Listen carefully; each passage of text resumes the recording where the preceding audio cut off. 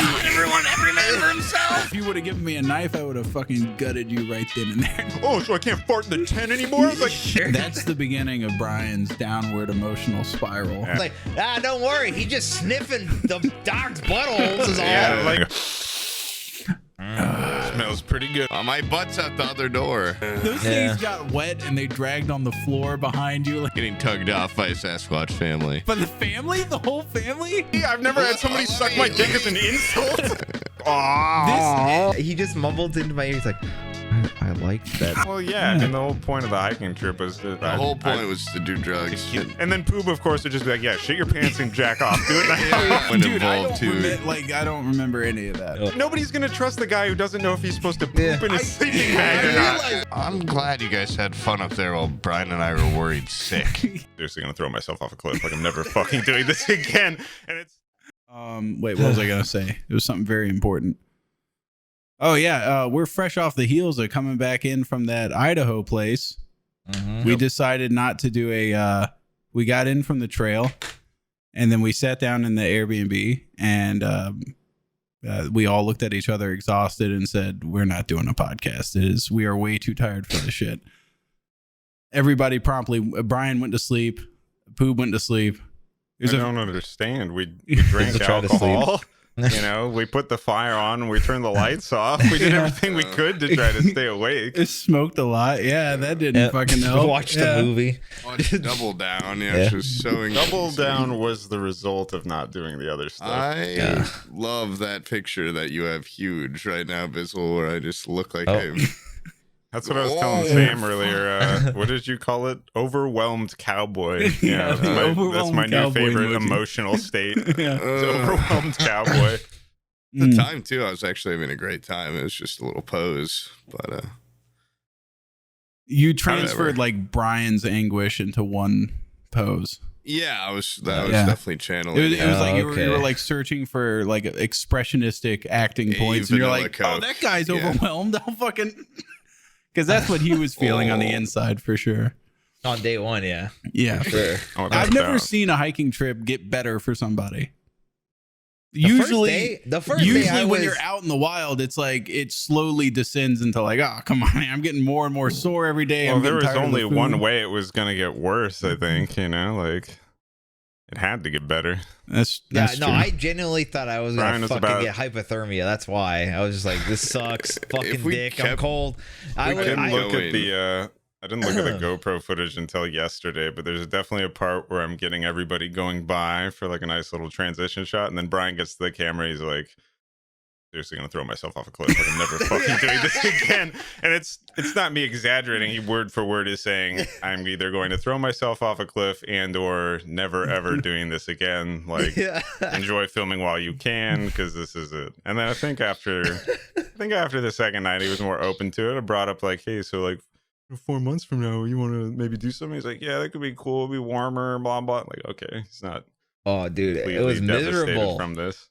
Yeah, to preface this, we're diving in like halfway through, but well, you got to get a taste. Yeah, we get a little taste. We'll build it back from the beginning, obviously, for sure. During like half of this, maybe like a just day he one, wasn't honestly, beforehand, which is I think an important note. I mean, beforehand, like what? Well, I mean, if you were suicidal already and then you went on a camping trip and were going to heave yourself into a ravine, it's like.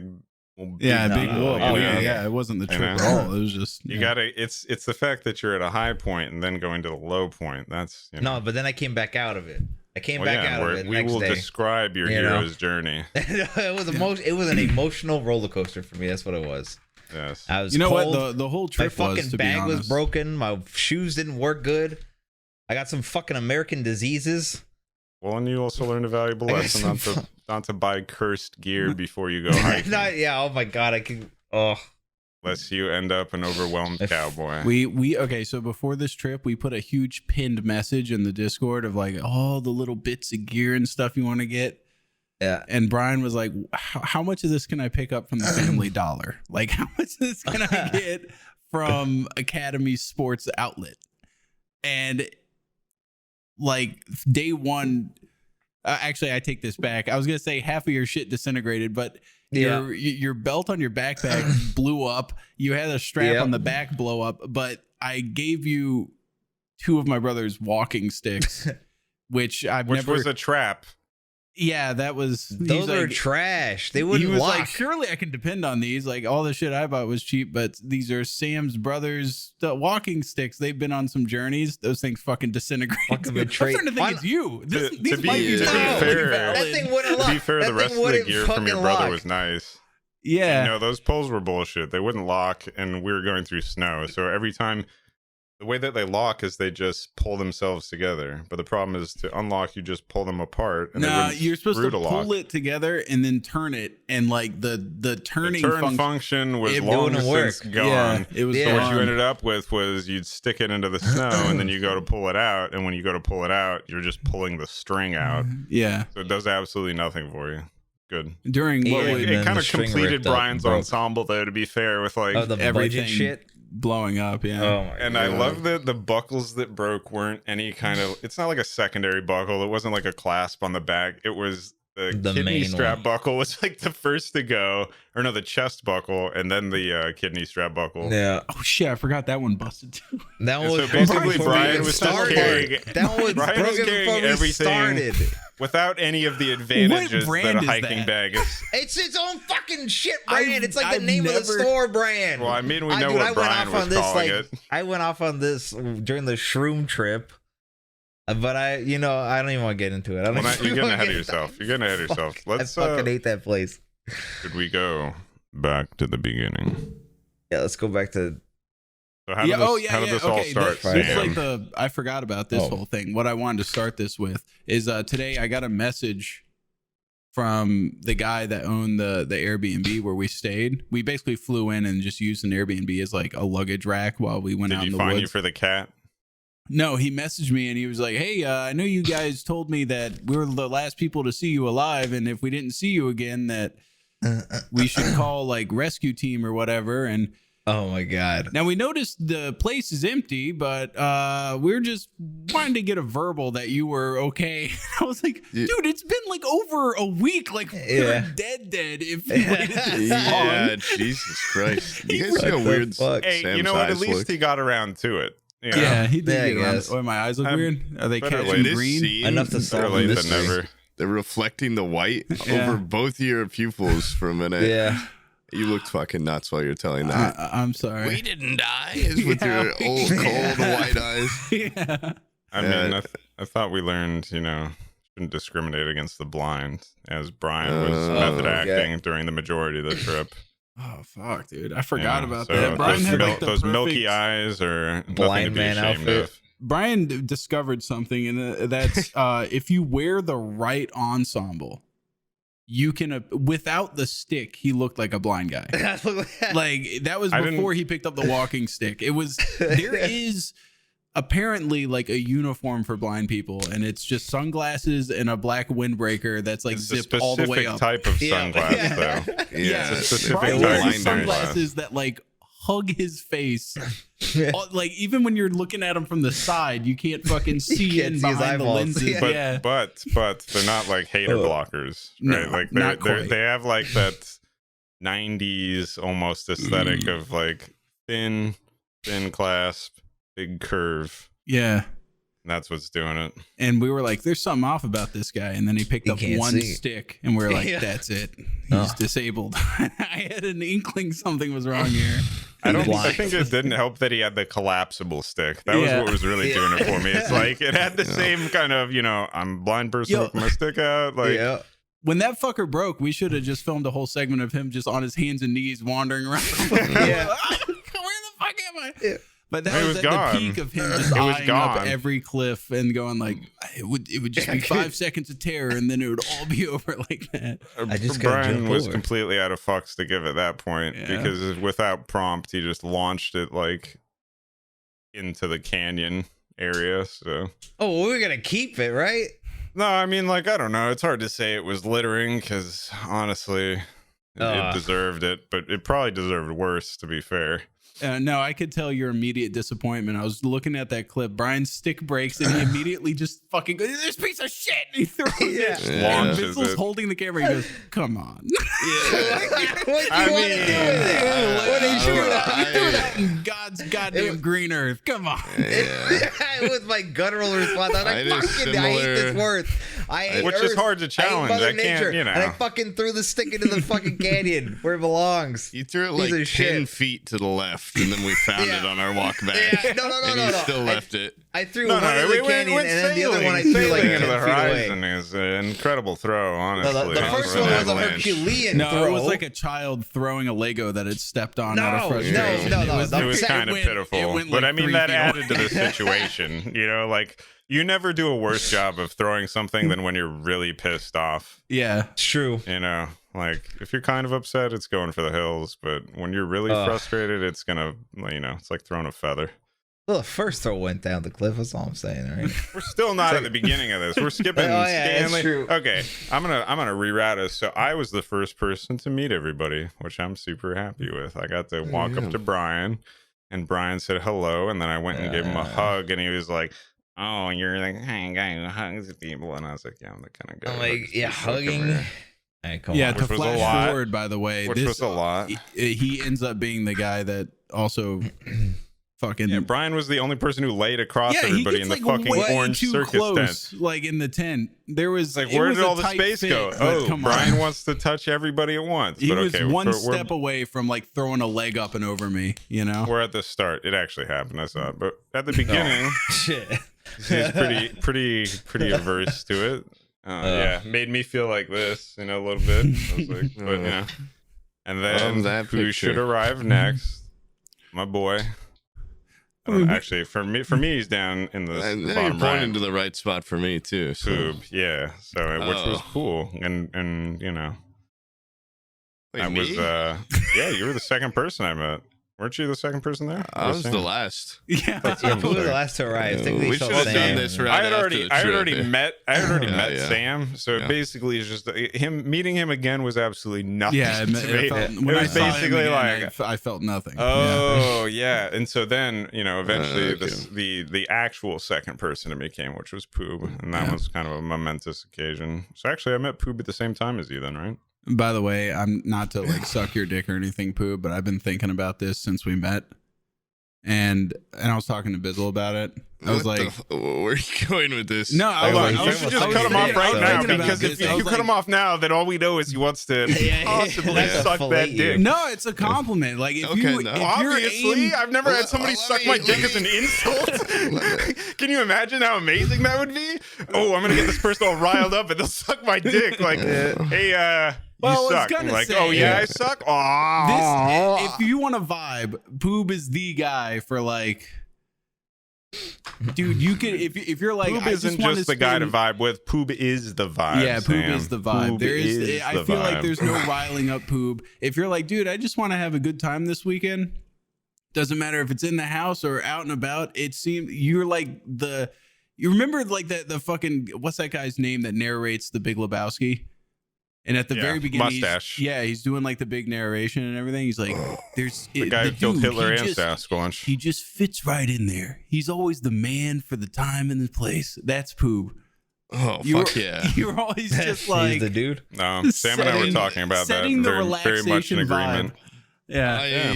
And then right now I'm like as low energy as I've ever been. You're like, this guy's the vibe. Oh, what's happening? You say that from the comfort of your Stimson and fur jacket. Like you're not the like vibe. A fucking 100. I have a green hoodie and a fur jacket on. I am sweltering, but it's well worth how good I look. It is. And by the way, ironic. This means something to each person individually. I'm sure. Like Bizzle was probably like, oh, you know what makes Poob such a great viber, so to speak. Is that he always has great music taste and everything. That playlist, great conversation. You know what it was for me? We got to the Airbnb starving, and like, you know, we had smoked some and everything. And we're sitting there. Poob just goes like, "What if we like put the Pop-Tarts on the wood stove to heat them up, like, because there's no toaster in this place. And I'm like, well, that's just ingenuity, that is baby. the fucking most ingenious thing I've ever heard of in my life. Hey, and those Pop-Tarts were good, weren't they? So we had a fucking wood stove with just Pop-Tart squares all over the top of it. And it's like an electric. Like, they were the s'mores Pop-Tarts, which kind of, I think, added something. It's not like an old timey wood stove. It's like a new one made to live. It's a gas wood stove. It just gets real hot on top. But it was made to look like it. It started fire inside. This thing had a quarter-inch of dust on top, and you can see each square with a fucking Pop-Tart. the next day, and remember when we came back, right? Dude, that guy's gas bill went up like $300. There was just equally spaced crumbs on each one. We set that bitch up to like 90 degrees to get it going. And when we got back, every single person asked, "Hey, do we still have Pop-Tarts?" And then there's like, "No." 10 minutes later, next person, "Hey, we still got any of those Pop-Tarts?" What was that? Well, I was like, "Sam, did you eat half of this Pop-Tart?" And you're like, "No."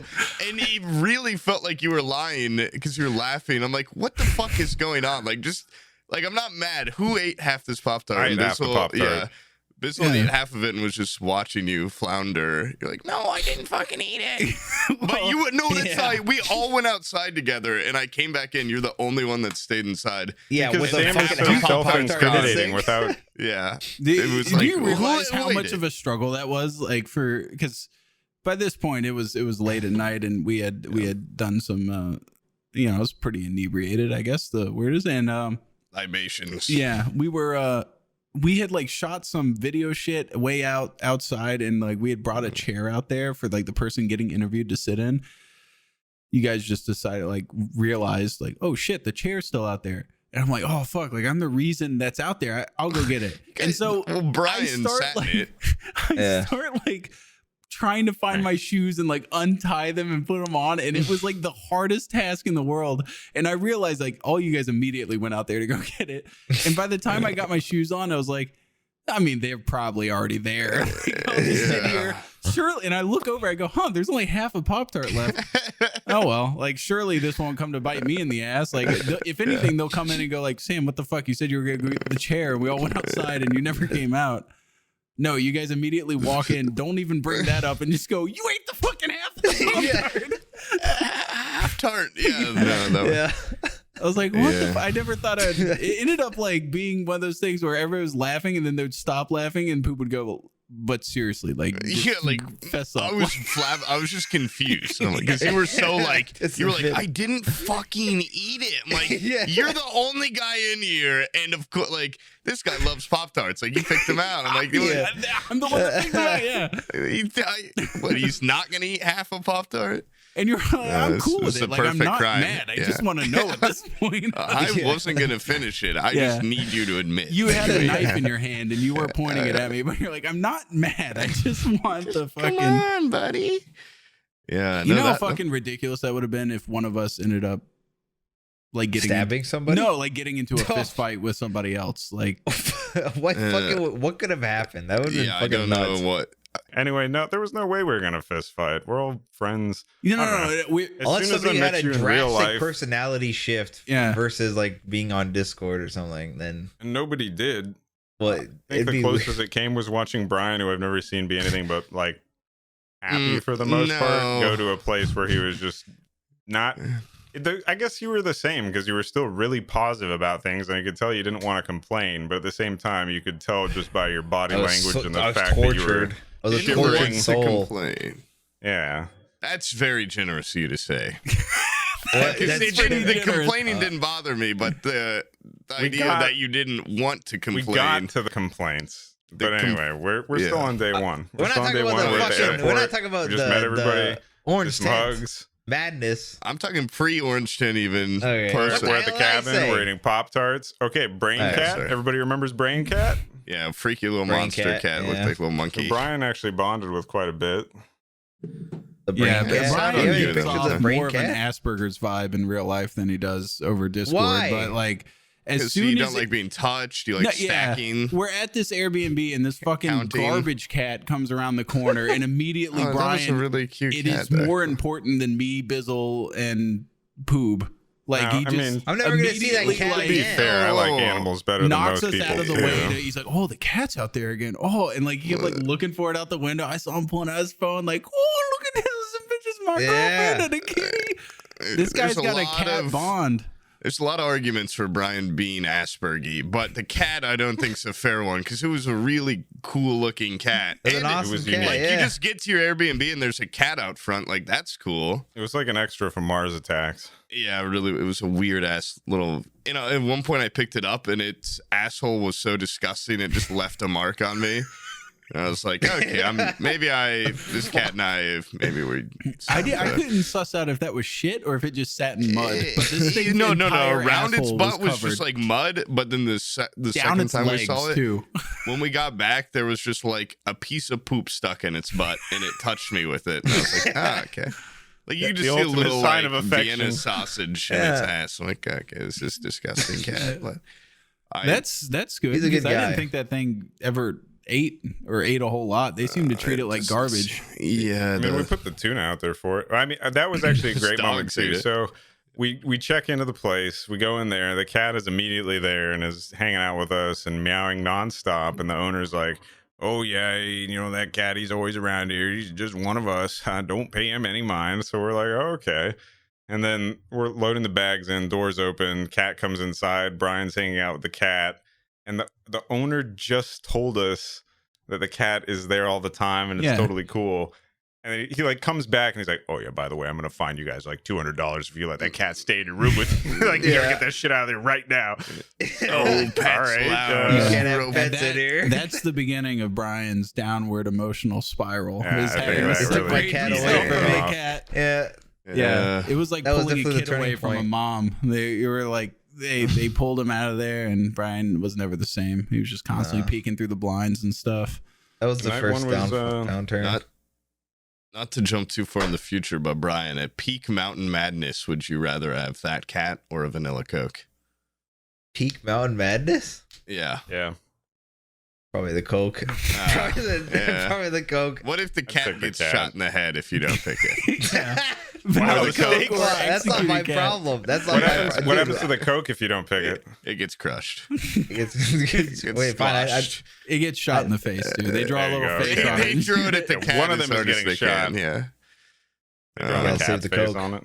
Night one was I remember you guys the next morning, or even that night, we were just having a blast in there, giggling like schoolgirls, and oh god, 3D. Oh god, I'm getting flashbacks to this fucking tent the cursed night. But it was really fun, just like this is a cursed night, hanging out and talking, telling little tales, and you guys were like, this won't even be the memorable part though. Like the real fun begins tomorrow. Like those will be the memories you have, and I still feel like I remember that night. Well, like Sam did say later that he lied to you. Yeah. Wait, what? I don't remember. I didn't think he'd ever lie. He was like, you're not going to remember this. You're going to remember the good times back at the cabin when you were warm and we were eating Pop-Tarts while we were high. We had a weird brain cat meowing to us outside and all was good with the world. Instead, you're in a wet bag. I still, you know what? I love I still had fun on the mountain, for sure. I had consistent fun, even when the least fun was like the prospect of... I'm jumping ahead. Never mind. Rein me back in, Bizzle.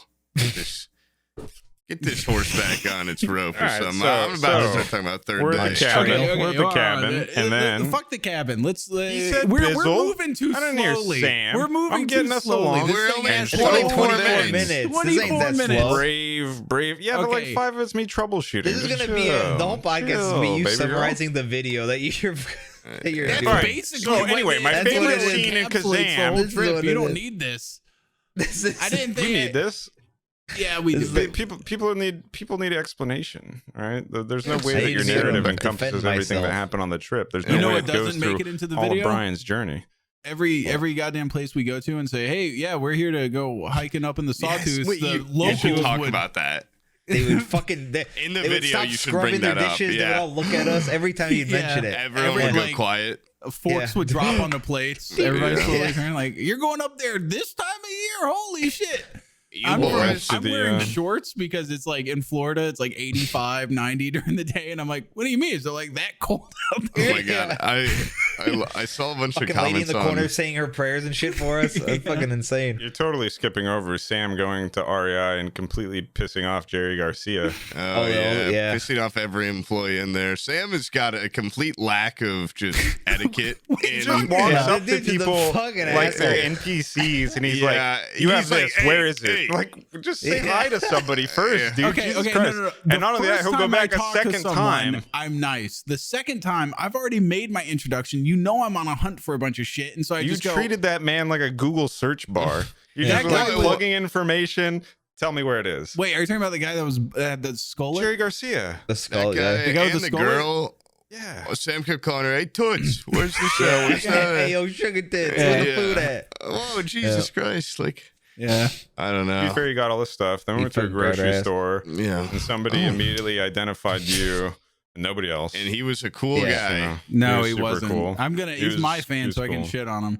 We're all standing in a fucking like what was that called? Like the line of people that at the police station, a lineup. We're like in a horizontal lineup. This guy turns the corner and he hears me talking, and he just sees all of us like straight in the face, and he goes, "You're General Sam." And I go like, I look like left and right, like hoping he'll go like, "Oh, you're Poob and Bizzle and Bryan."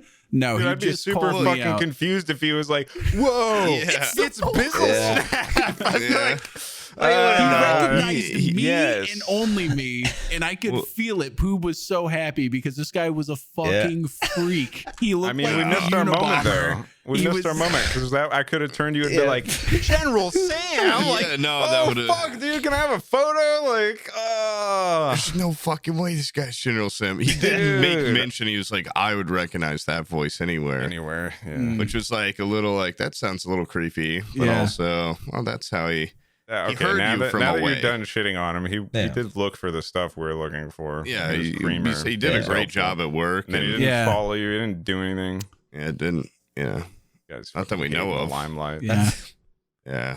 And then we went and we ate at the Trillist Diner in Boise. That place was fucking rock solid. And our waitress loved Idaho. I've never met somebody who loves Idaho so much, honestly. Yeah. Idaho tattoo.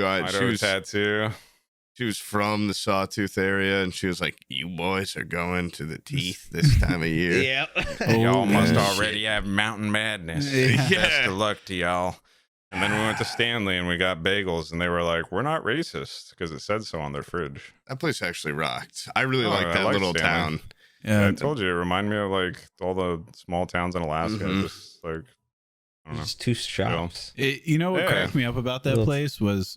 the merchants. For the audience, by the way, Idaho is like a hotbed of white supremacy in the US. Apparently that's where the whites go. And these people had a food truck in this little town called Stanley. Is that what it was called? Yeah. And they had a like rusty little fridge next to their food truck, and then on the back darkest dankest corner of that they had a little sticker in fine print. You had to get out a microscope. They had like a little sticker that said like white nationalism is domestic terrorism or something. It was like a little silent protest that they hid. They did their darndest. They hid it in the corner. Yeah, they were like, well, we don't want to scare away our customers, but we do want it to be known that we are the only not racist people here in Stanley. They got a business quick if that was on the front. That was right under the window. They would see a lot of people walking up to the window and turning around, walking right back. At least this way they can deny that it was them. Like, some rascal put that on my fucking fridge. You know what's funny about that trip was at that place, at that specific stupid truck stop thing or wherever we were at, the food truck. You know, I'm from the South, but I don't think I give off the vibe of a Southern guy. Not the Southern hospitality at all. No, not at all. But I'm just wearing like a bunch of garbage. Like I have like what are those things called? Like dogs, the smart wool bird or dogs, whatever. And you got your dinosaur shirt. And then I had orange bird dogs on, and like I kind of noticed that like the people at the food truck were like looking at me like, what the fuck is with this fucking and Poob walks up to me wearing his like ironic Stetson. Yeah. It would be great if you had spurs on with your clogs and everything. Yeah, that would have been. He walked up to me, he's like, you look like a fucking city slicker. And I was like, I had noticed that there was people just scowling in my direction as I was looking around for a fucking fork and a napkin. I looked like some sort of weird Western like cosplayer because I had a belt holster with a gun holster and a bandolier. No one wears that. They look good. They look down and they're like, they do when they go into the mountains. Yeah. Oh yeah. I definitely. They probably assumed the Peacemaker was back in the Volkswagen. I was channeling some Red Dead energy. Big Red Dead energy. Maybe some cowpoke. While we were eating our bagels, this guy and his fucking dog like runs up. There's not a single dog on a leash for some reason in this entire state. Well, there's like 50 people. What are they gonna? Yeah. Like this dog walks up to our table and I like start petting it and the guy's like not okay with that. The guy was that wasn't it. That wasn't it. That wasn't it. You were yelling shit back at him. Dude, the dog was coming here to sniff the other dog's ass and the dude was telling him, hey, get here, stop it. And fucking Sam's like, don't worry, he's just sniffing the dog's buttholes is all. Yeah, like, and the guy just looked at you just said something about sniffing butts to some complete stranger and like we're like, there's an unsniffed dog butt over here. He's got, you know, dogs, they gotta check it out. And the guy just like looked at you like what the hell? Yeah, he just kept walking. Yeah, grabbed the fucking very dog. quickly was just like come over here, like come on. Yeah, dude, get away from that fucking guy. Yeah, and then he didn't like when I put his dog in like a headlock, and I was like, don't go back to him.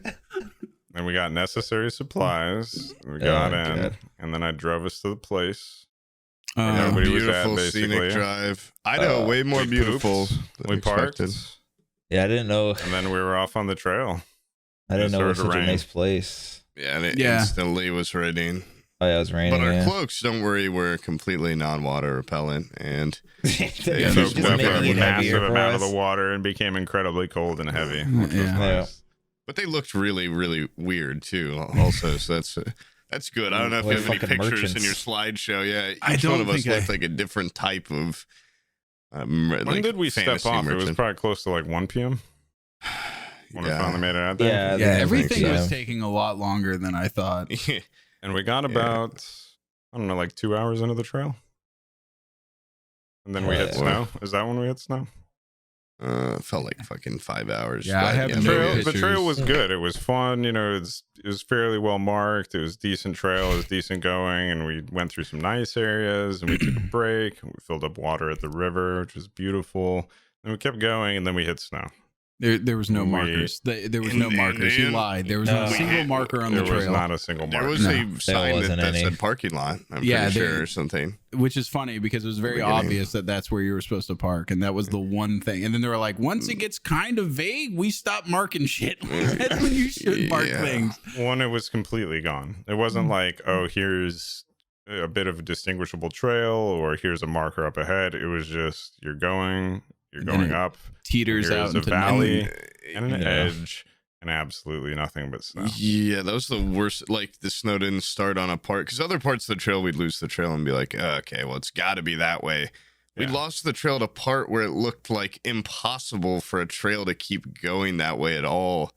Yeah, it just stopped steep. And then there was a fucking immediate, incredibly steep valley. Yeah. And you step in it and you fall down. Bryan breaks his stick and shit. And, I mean, if he's lucky. And he fell over, broke his back strap. And it's like one thing after another that entire day was just snapping off your bag.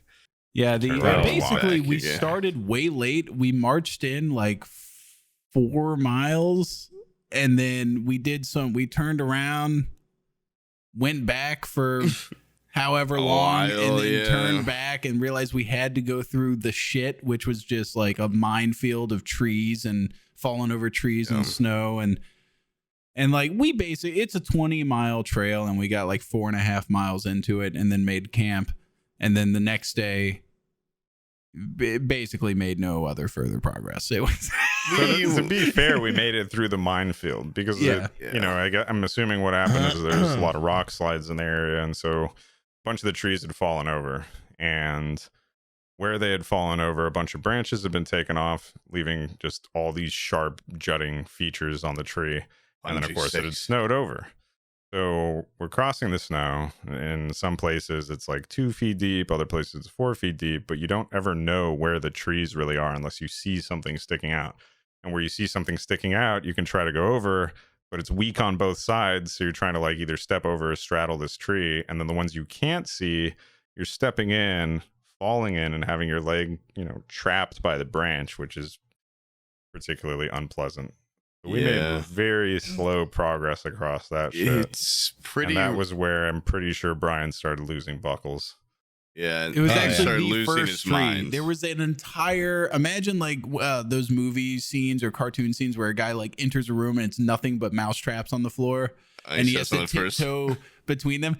Bryan just like saw the minefield and just stepped on the first one. Like it was the first tree he was going over. He fell like through the snow and broke his buckle, and that's also I think about where the fucking the stick was. And right after that too, Bizzle's like, be careful, like there's a log there. And that very first tree too, I was like, okay, I'll just step right on the fucking log. And then my foot slipped through and my leg like bounced off one of the sticks. And all your weight with the packer falling into it, so you can't really, you're not agile. Yeah. And I was just like an inch away from stabbing my fucking leg. And then after that, I'm like, this is okay. I get it now. Like this is kind of fucked up. Yeah, it's kind of. And I took it a lot more seriously after that. And so, we're all fine, obviously. But side note, by the way, I talked to my brother, and I think there was like some fear going on that without him, I might actually complete a hike.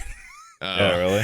And he was like, how was the hike, man? I was like, we made it like 4 miles in. He's like, oh my God, you can see the relief wash over him. He was like, we did like. His time is coming, dude. His 10 time miles is coming. a day when you were with me. And with these people, he only did 4. I was like, I was like, I can't. I don't think your brother would have fared any better with what we were doing. It was the first weather.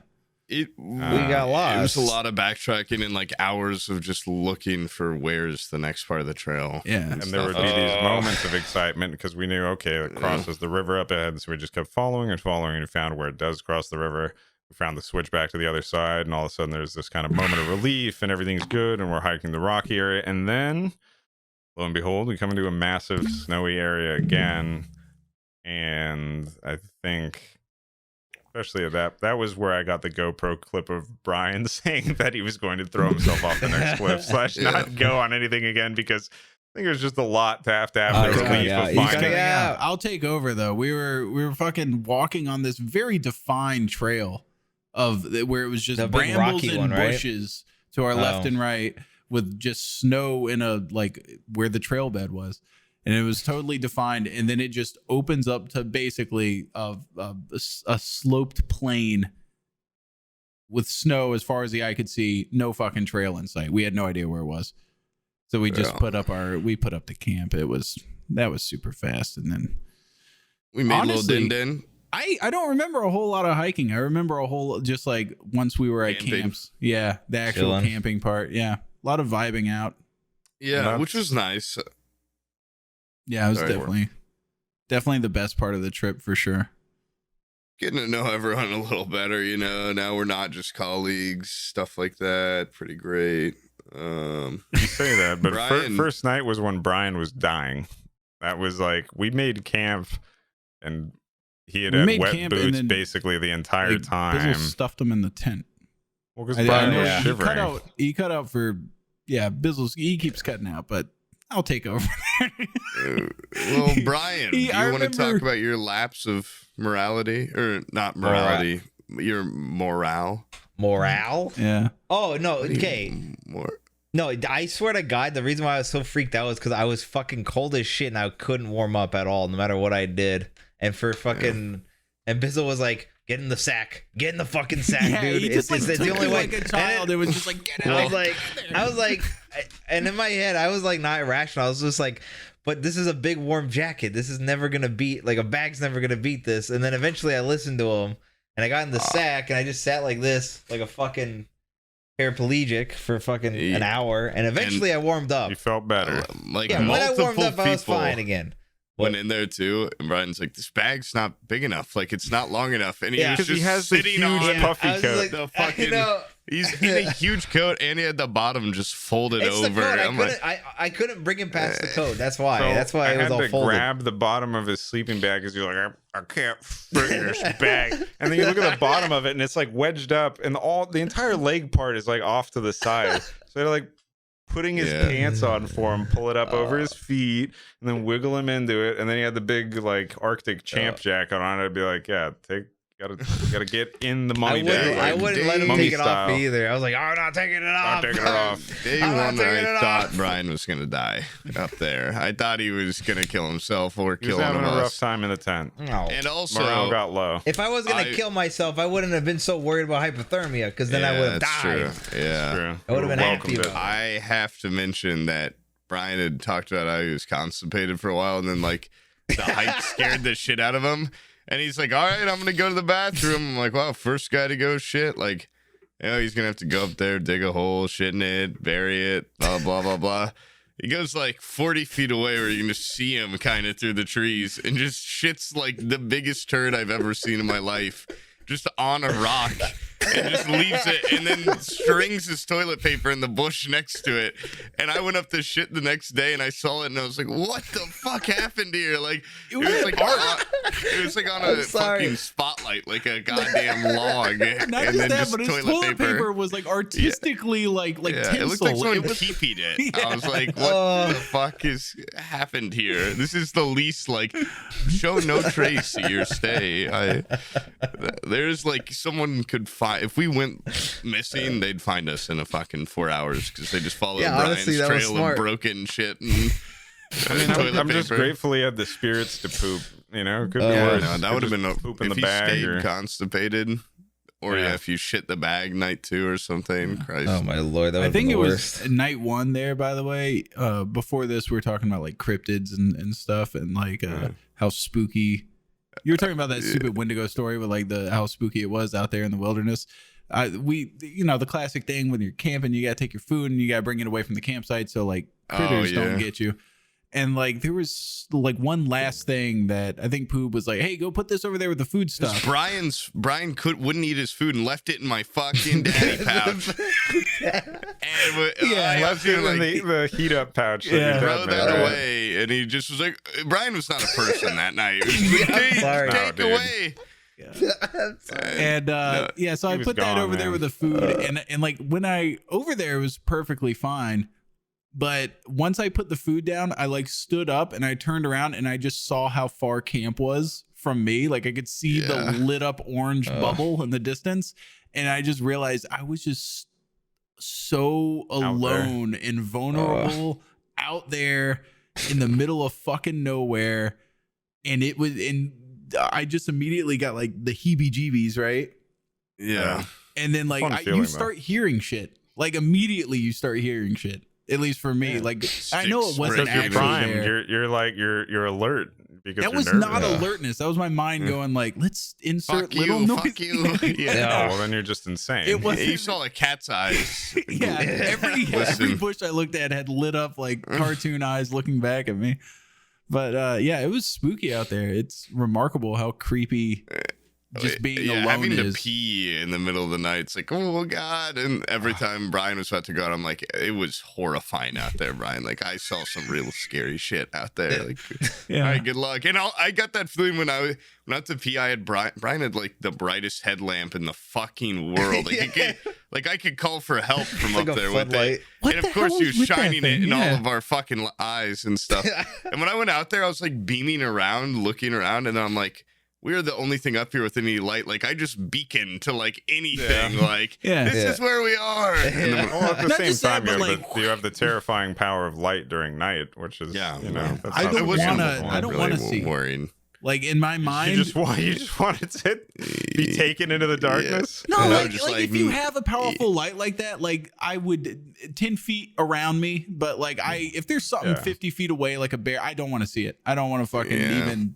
Ignorance is bliss. No, it's there. Ignorance is bliss. Yeah, I'd rather just get attacked in the night with not knowing than see a silhouette. For whatever reason, Bryan and Poob had the worst time getting in and out of the tent. I was going to bring that up, but I know the reason. Well, I'm wearing. I still don't. It's baffling, honestly. Merino wool socks. Okay, they're just really thick wool slippery socks, and our pads are so slippery that the entire night, when you're on them, you're sliding off and going into the wall of the tent. Like I woke up with the bottom of my bag soaked because I couldn't, no matter what I did, not slide into the tent wall.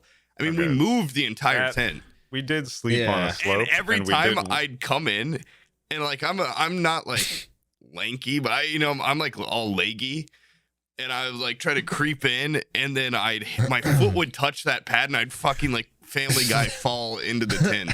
And then I'd have to fix it, and then I'd fucking fall back in and break it again. It's like, I just want to be laying down right now. It's scary out here. Okay, so that's your interpretation. From our point of view... For you guys, I'm just falling right in. No falling. You would just, from inside the tent, you would stick just your head out into the wilderness, and then you'd be like, hey, the rest of my body's out because my head's out. And you would just stand up and yank all the sticks out of the ground. And it was just weird because we're like still, your ass is still in the middle of the tent. We're just watching it from the inside of the tent. Yeah, my neck, my 10-foot long head, I peeked out. And, dude, my butt's out the other door. I have footage. Yeah. Well, your ass is literally in the tent. You would have done the same thing if you came out our side of the tent. That's all I'm going to say. And just to prove your point, Bizzle gets out somehow like a ballerina without touching nylon. Yeah, he just nothing but nets it. Somehow, guys got like a fucking 8-pack. Like, wow, this guy could be more graceful. Getting in and out of a tent. Core well, this is mainly an abdominal exercise. And then how come Sam's doing fine? Slipped out. Yeah, he did a front flip out of it. Like, it was like a Cirque du Soleil trick. And we all got warm, and we all eventually went to sleep, and we all slid down. And then because we slid down, we moved the rain shell against the tent, which then stopped preventing the rain that was falling all night, and slowly the foot of our tent began to fill with water. I think everybody was kind of grim the next morning. Pretty wet. It was already a rough day before to wake up and have the entire foot of everything. Sam's liner jacket had unfortunately been placed to the foot, so I think his bag was dry. Oh my god, yours is soaked. His jacket was wringably wet. Yeah, that was actually kind of like, that was my only panic moment. Was I was like, my only your jacket's wet. Insulating layer is wet. And very, very fucking cold. And I stepped out of the tent. That fucking picture behind you right now is from, I think, that morning, the next morning. Yeah, it was cold. Yeah, it was cold as shit. Yeah. But then we had some good luck. Hella cool. Yeah, the sun came out. Yeah, that was nice. It rained like all night, by the way. Yeah. We had a solid like 12 hours of rain and sleet just coming down. Probably from the time we stepped on the trail, just getting worse until morning, basically. Yeah, it rained all fucking night too. The cloaks were a fucking nightmare. I think everybody put theirs in the tree overnight. Yeah. You know what's funny is those cloaks, man, they were supposed to be like a day 2, we whip them out. Nobody had room for, believe it or not, cloaks take up a lot of fucking room. Fuck ton of space. They don't really get smaller either. No. Those things got wet and they dragged on the floor behind you. Like they were so. And by the way, like we had thought like, oh, bringing the cloaks will look so cool. Like, like the guys from Lord of the Rings and shit. In Lord of the Rings, they're never carrying like bags of food or anything. They're just like walking with their hands on their hips with a sword and shit. They're like, Samwise carries a big old bag, but he still looks way cooler. Yeah. And we had to put on our we had them draped over the bags so they look fucking stupid. Like so we just look like those finger crowns from Elden Ring. Like we just have this huge hump bag. Funny too. Sam told me it was going to be like really dry, so I didn't even know that'd be a crazy concern. It rained it really bragged about the beautiful forecast. Rained for like 40 hours straight. That was the Stalt too that put me on that. He's like, oh, I'm looking at the 10-day forecast. It's gonna look fucking. This is my best Stalt impression. It's gonna look great. It's gonna be beautiful weather there. Like you guys are. It's not rain in sight. I was like, oh, just imagining that while fucking thinking of the memory of unzipping the tent and watching Bryan with his fucking 1,000-yard stare, sitting upright in my jacket, halfway in a bag, just like, dude is gone. Dude is gone. His brain is frozen. Okay, I won't get into how dead Sam looked the second day yet, but I thought I'd find Bryan. The second day, oh god. Wait, why? The second day was all right. Things warmed up. Morale started picking up. We had a nice breakfast. We decided that we were going to scout for the trail. Oh we were yeah, gonna leave forgot camp, about that. And shit. we were gonna Wait, do you say, have like all right, bullet notes or something? Bullet points? You got like a? Do you not remember? We went like on this that's trip all a we week did. ago. Yeah, that's like what we did that day, Sam. Yeah, that's true. That's true. I don't know. I'm just trying. I I'm don't trying to remember go things chronologically. chronologically like this. Apparently, like thankfully I do, so we're all right. Yeah. But You don't remember we went to look for the trail, sliding down the snow, and we decided not to split up. Shit. Yeah. And then yeah, we that was the dumbest thing we've done. Was not split up. You didn't decide not to split up at first, because at first Sam just went out there, and then I was like, Bizzle, you want some coffee? And he said, yeah. And then so I started making him coffee, and then Bizzle went off to look for Sam, and then they're gone for like 30 or 40 minutes. And I'm like, okay, now I have to start thinking like, what if? Like, there's no way they both got hurt, but like, because I found Sam's tracks, I had to follow. I know, and then I was like, Bryan, let's split up and find him. And I pulled off the hat, and I found your tracks. Oh, jeez, and I went down river and up river and all around. And I finally caught up with you guys. That was Sam originally said he was gonna go. Yeah, you said you were gonna get stock photo B-roll type shit of the river. Bryan and then said of course, he went this way. Sam? Well, he's like a kilometer up the mountain. I was right though. That was the way. Okay, all right, hold on. Let's explain some typography. Okay, that was dumb of me, first of all. But second of all, like the trail on one side is just a giant mountain, and then that gets like almost vertical, and then on the other side's a creek, and we know the trail is somewhere between those two, and it's a thin little run. Like the creek runs parallel to the mountain range, and we camped here in this giant like snowfield that just goes up the mountain, and I'm like, hey, I need to go get some footage. And so I'm just gonna go out and do that and just enjoy nature. And when I got far enough down the creek, I was like, fuck it, if I just take a left and go up towards the mountain, I'll cross the trail eventually. Like I would have to come like perpendicular to it. It's a great move. Yeah, if the rest of the people know what you're doing. I didn't tell anybody. Yeah. Like I just fucking went off. Like it just came into my head instantly. I was filming the creek and I was just like, hey, I'm gonna just take a fucking left turn and go out there, because you were out there, Bizzle. It was beautiful, man. The fog was rolling in, the light rays and everything. I had them graphics set to beautiful. But, yeah, it wasn't the safest. No, that was the dumbest thing I've ever done. And so I'm like up there, and I'm because the whole way there's like gravel, like thick gravel that you could, I guess, like rock patches that I could just twist my ankle on. In fact, Poob was like, he asked me, because after Bizzle followed my trails and then we started coming back, Poob followed our trails. He's like, Sam, did you like face plant in the snow? Yeah. I saw markings. It's really obvious when you're the only ones out there. Yeah, I was holding in one hand a tripod, the other hand a camcorder, and there's just imprints in the snow of a tripod and camcorder where I fell like on all fours and just used my camera as like a hand weight. Jesus, I'm surprised that camera held up, dude. That thing was beat getting the shit out of it. That was a tank. Yeah, and we did find the trail. Yeah, we eventually found it, but we had went out like we were like, fuck it, let's not waste time like packing up camp and putting on our packs just to wander around looking for the trail. So we went out for like hours just looking for it. We finally found it.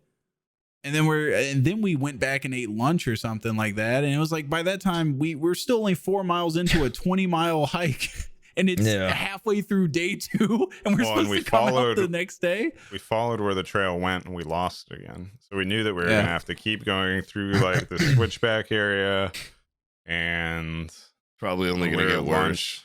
Well, that's what we started talking about at lunch, was like, okay, if we keep going, say we make it to like mile like 14 or 15 and then hit this shit again, like we can't go back the other way, and if we hit this again, it's going to take us longer than a day to get through.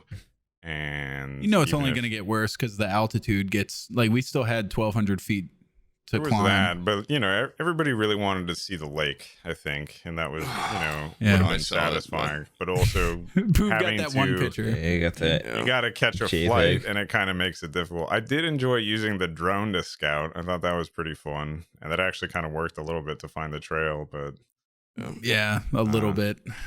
And upon re-looking at the footage, I was so adamant I found the trail, and it was just like it was that gravel gully with snow in it. It looked like a trail, but it looks man-made. I have no idea what the hell it is, but I saw it in the little thing, and I was like, oh, that's the trail right there. Because I'm looking at like a half-dead phone screen. Yeah, drone scared the shit out of me. I had no idea what it was. I thought it was government or something chasing up the river. Big brother. Yeah, Big Brother when you were me. fighting it, though. I remember seeing you hurl some rocks, and you were willing to cross the damn near frozen river. It would have been so funny. Like, I was very... Like, the throws probably look like they're 20 feet off because I just did not want to hit it. But if I fucking nailed that thing and it went down in the river, it would have been a great shot. It would have probably, if you could recover the black box on board or whatever and get the footage. Naturally, it activates when it's in distress. Yeah. And maybe one of the little pilots survived or not. I don't know. But, oh, God, Jesus Christ. That was fun. The drone was fucking... I'm excited to see that footage. I haven't really seen it yet, but it's way higher quality than I thought it'd be. Yeah, it's those are some of the best shots. Good. Yeah. So good. It was a goddamn Nissan commercial up there saying, "Oh, we did some hand rolling of cigarette commercials." A little. Do you have that footage? Incredible one. Oh yeah. Poob made one that looks like it came right out of the carton. Yeah, I did a really good job. Bissell's was shit. You should you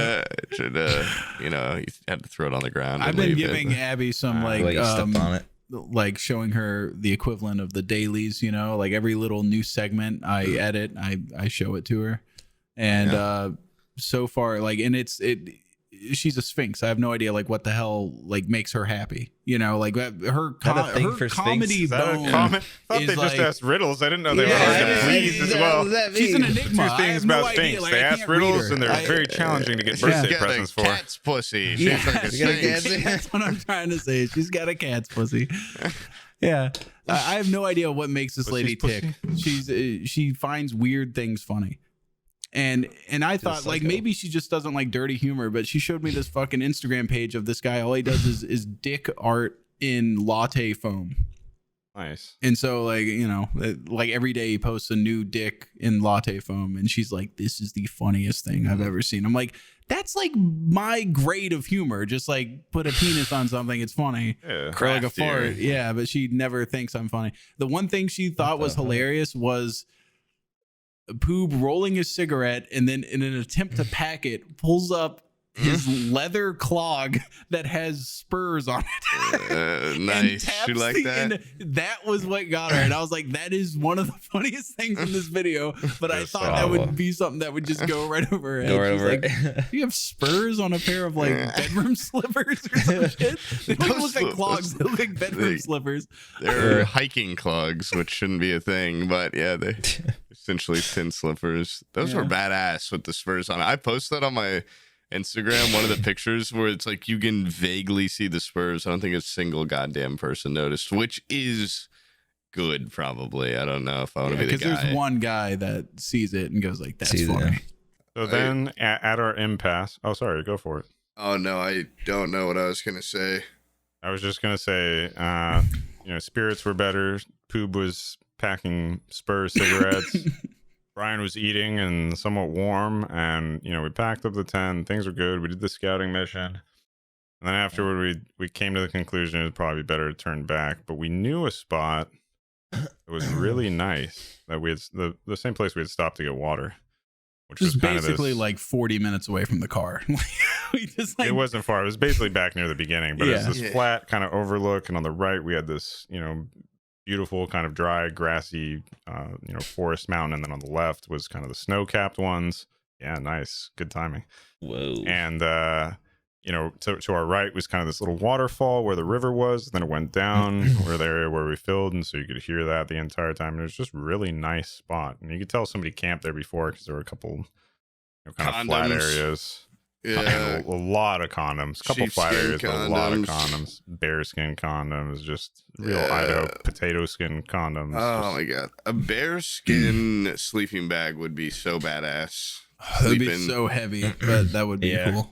And it's like a mummy bag, but it's the bear's mouth goes around your face. That would be. You zip his lips closed. Yeah, so you can see. Your eyes are in his eyes.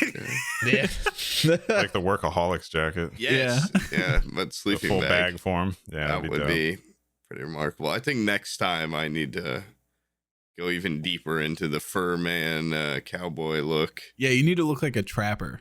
Yeah, trapper pimp. Yeah, like a trapper's trapper. You know, a trapper with a trap house. Get like those fur leg warmer boots that they have in Dumb and Dumber once they like start spending all the fucking money. Fuck yeah. Super long, like Yeti fur. Like whatever.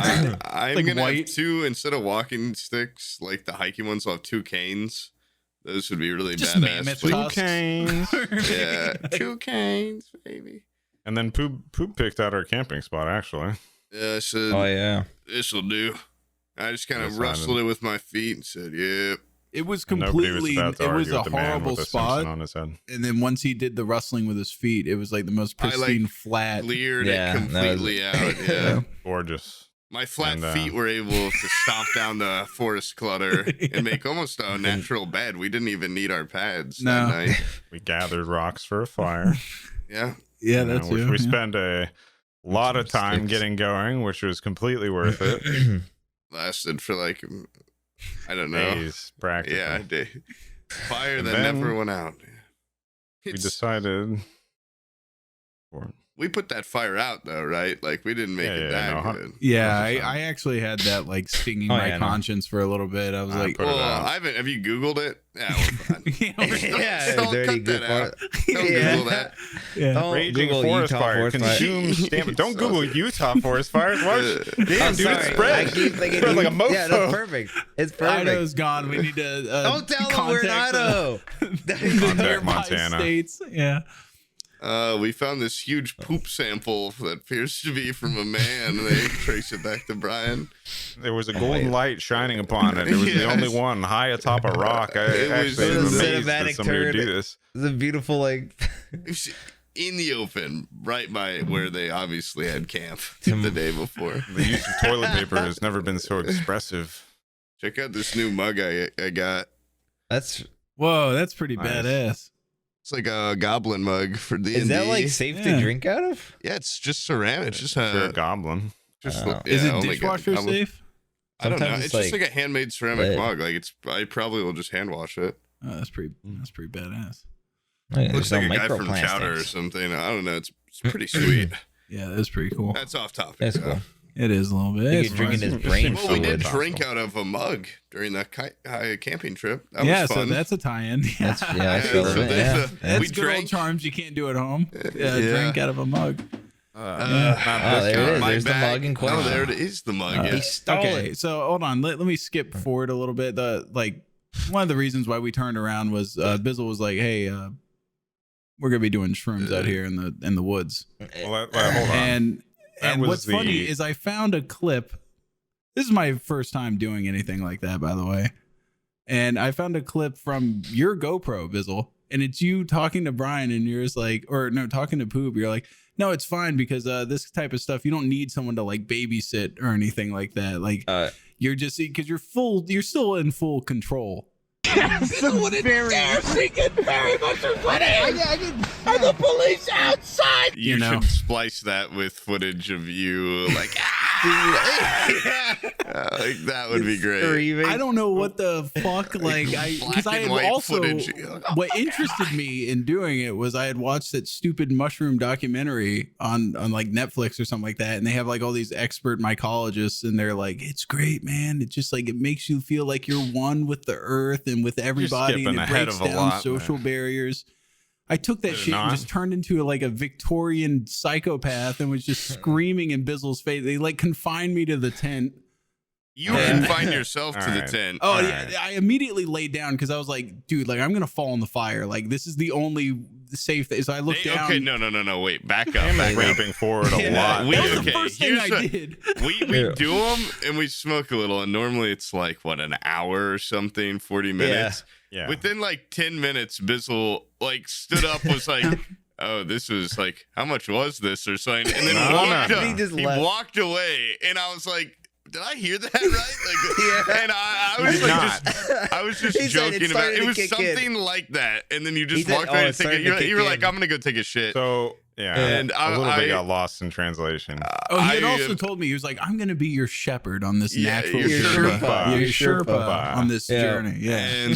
And then he left. I turned to Sam. I was also just trying to like freak Sam and Bryan out. Like not a lot, like nothing like nightmare. But I was like, yeah, that's our Sherpa. And he just was basically like, oh, fuck, I'm high as shit, and walked away. Like, wait. Like, I'm like, he's gone. Like, he's not coming back. So what I actually told Poob, as it started setting on pretty quick and things were getting very visual, I realized that I was going to have to go to the bathroom. And I typically, I like to just have that out of the way. It's not a big deal, but it's nice to have that done beforehand. It would suck.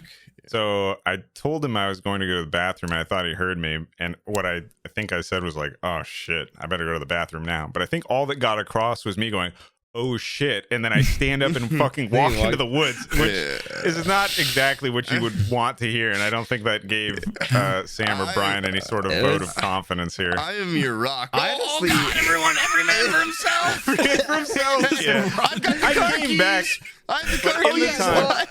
So Poob's doing that, like trying to, he's just trying to freak out a little bit. We were just laughing really hard. No, we were cracking up. I thought it was funny. Dude, we weren't going to do this. It hit me all of a sudden, like this shit was setting in, and I just go like who has the car keys? I haven't seen them for 2 days, and we're just like laughing nervously. And the guy who drove us there. Yeah, I know, but you weren't there. We were all just like dying. We couldn't stop laughing. But we're like 50 feet away, taking a poop. Yeah, like it quickly turned into just like I'm not freaking out, but I'd really like to see those cars.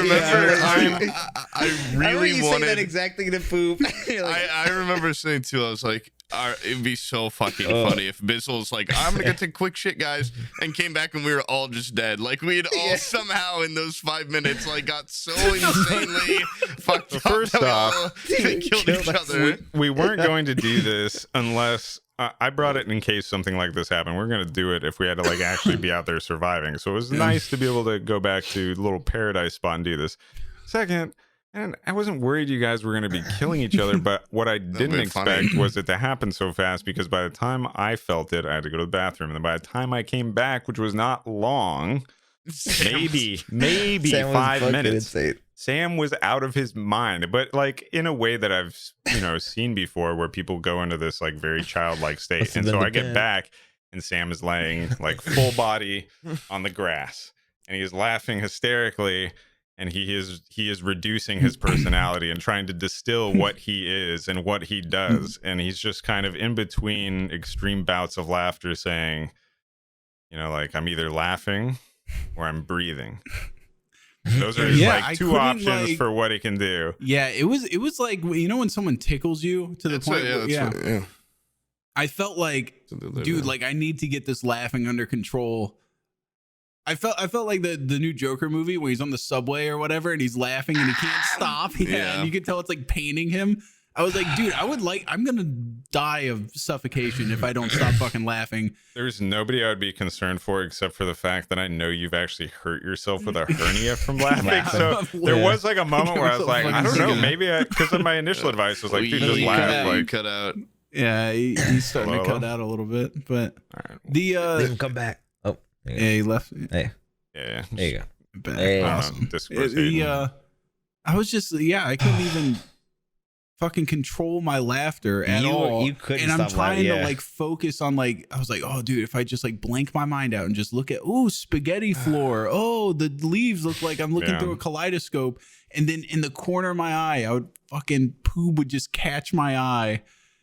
And he was like, dude, you are like the funniest person to me. And so just if I'm having like a try not to laugh contest and my fucking self staring at a tree, and all of a sudden your stupid head leans in and I'm like, oh, fuck, man. Like I just lose it. And the harder Sam tried not to laugh, like the harder he was laughing. It was like he was doing no laugh library with himself. There was nobody else putting any sort of pressure on him, but he was just like lying on the grass. Gotta be cool. Gotta keep it together. And he said like the phrase you never want to hear when you're tripping. And he was like, I feel like I'm like manual breathing. I was like, oh, manual. Like I forgot about manual breathing. Yeah, but I was there too, and I told you, I was like, you're an idiot. It's automatic. And if you laugh too hard, you're gonna pass out, and then your body will resume breathing. Like, you don't have anything to worry sometimes about. when I'm tripping, I'm like, manual breathing is like the thing that gets me, but being out there, it didn't bother me at all. Which was also funny though, because I kept forgetting that Poob was tripping with us because he had a cowboy hat and a mustache. And so I would look at him and be like, quiet. If I needed to do something, I'd be like, fuck, I guess I better talk, or perfect timing here. Fuck, I better talk to Poob because he's the responsible one, obviously, because he's wearing a cowboy hat on a trail. Like, how much more responsible can you get? Simpson gives you that authority, and it makes you elevate to that level. But at the same time, I knew that, you know, like sometimes people just want to vibe or enjoy like the sensations of doing psychedelics, whether that's the sights or the sounds. And then other times, so Sam gets reduced to this childlike state. And the other times where I've seen it, people are like, it's very much like a 3-year-old where their imagination is running and they're interested in like, whoa, the sky's so blue. What is blue? Blue? Like, what is blue the actual word for it? What is language? And there's these fun trains of thought. Sam's apparently just stopped at finding rules hilarious and finding defiance to be the funniest thing in the world, because Poob and Bryan went off to enjoy the sunset and it was beautiful. And I wanted to be able to join them as they, you know, sat in this. We cut out again. You know what's great though is this is a time that I can interject now that he is dropped off. The the whole like making rules thing, not like or like trying to figure out rules. I remember we were just having this great conversation, which probably in reality was like the worst conversation ever.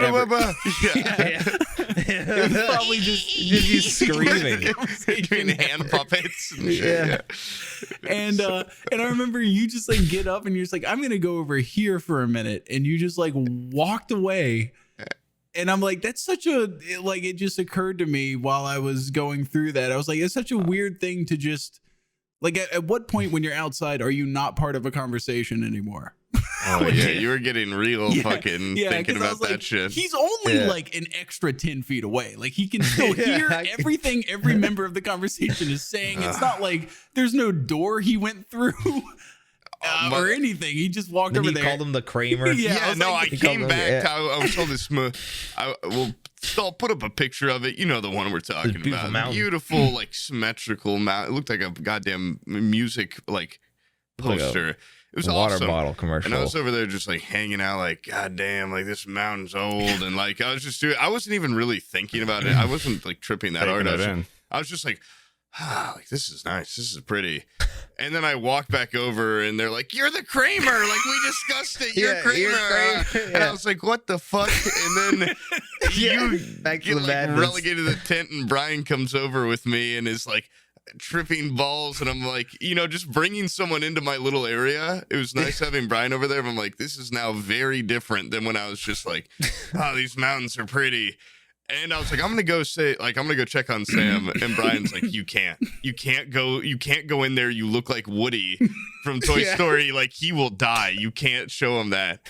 And Bryan had the goddamn Buzz Lightyear like mask on. I'm like, oh shit, we look like Woody, Buzz, and Woody. Like he's really gonna lose it. And it's just so dumb. Like you would not have fucking picked up on that. You were talking about the giggle war at this point.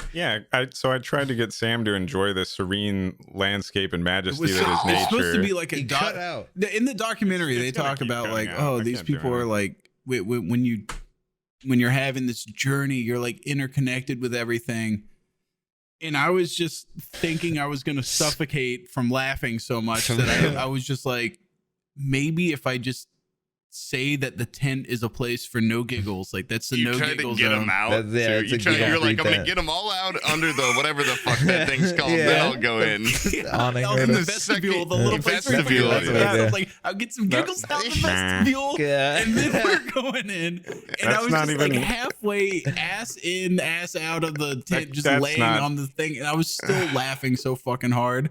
That's you were only just halfway screaming accurate. above. You sounded like Eddie from Ed and Eddie, just screaming top of your lungs, being like, "I want the government to tell me to stop laughing. I want the president of the world to stop telling me to laugh. I want Andre the Giant to tell me to not laugh." It's like shit like that. I was like, "What the fuck?" It started getting cold out, and Poob and Bryan were fine, and I was the one who had asked Sam to get into the tent. And that's when you decided you went to the other side of the tent, and I asked you, "Hey Sam, it's getting cold. Can you please get in the tent?"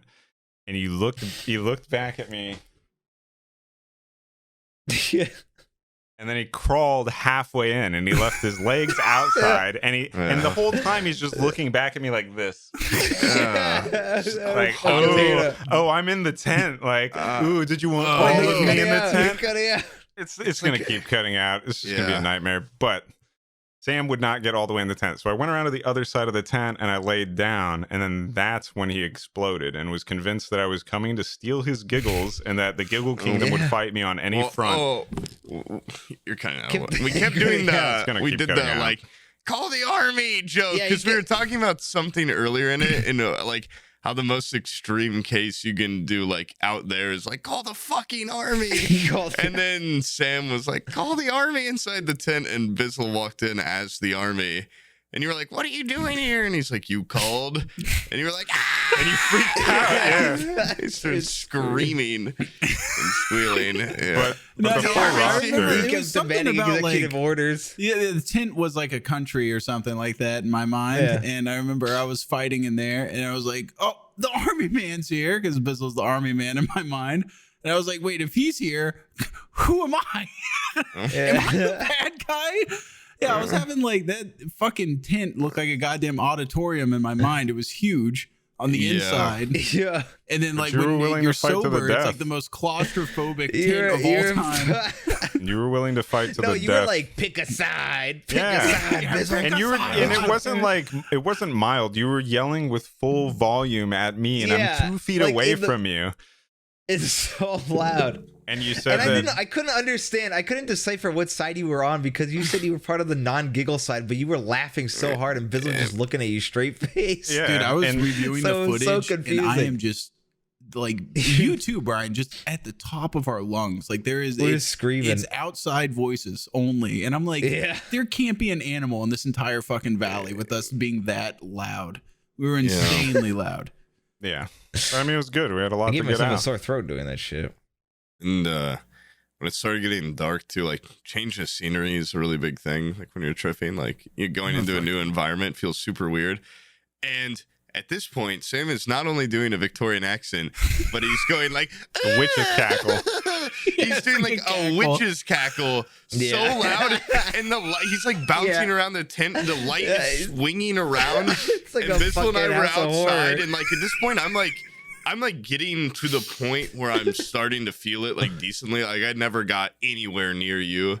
But I was like, when you're inside the tent, it feels huge. On the outside, it looks like it's a fucking foot tall. So tiny. And I can just see like little you in there, like, like, come on in. And Bryan at this point is like going full, like, this place fucking sucks.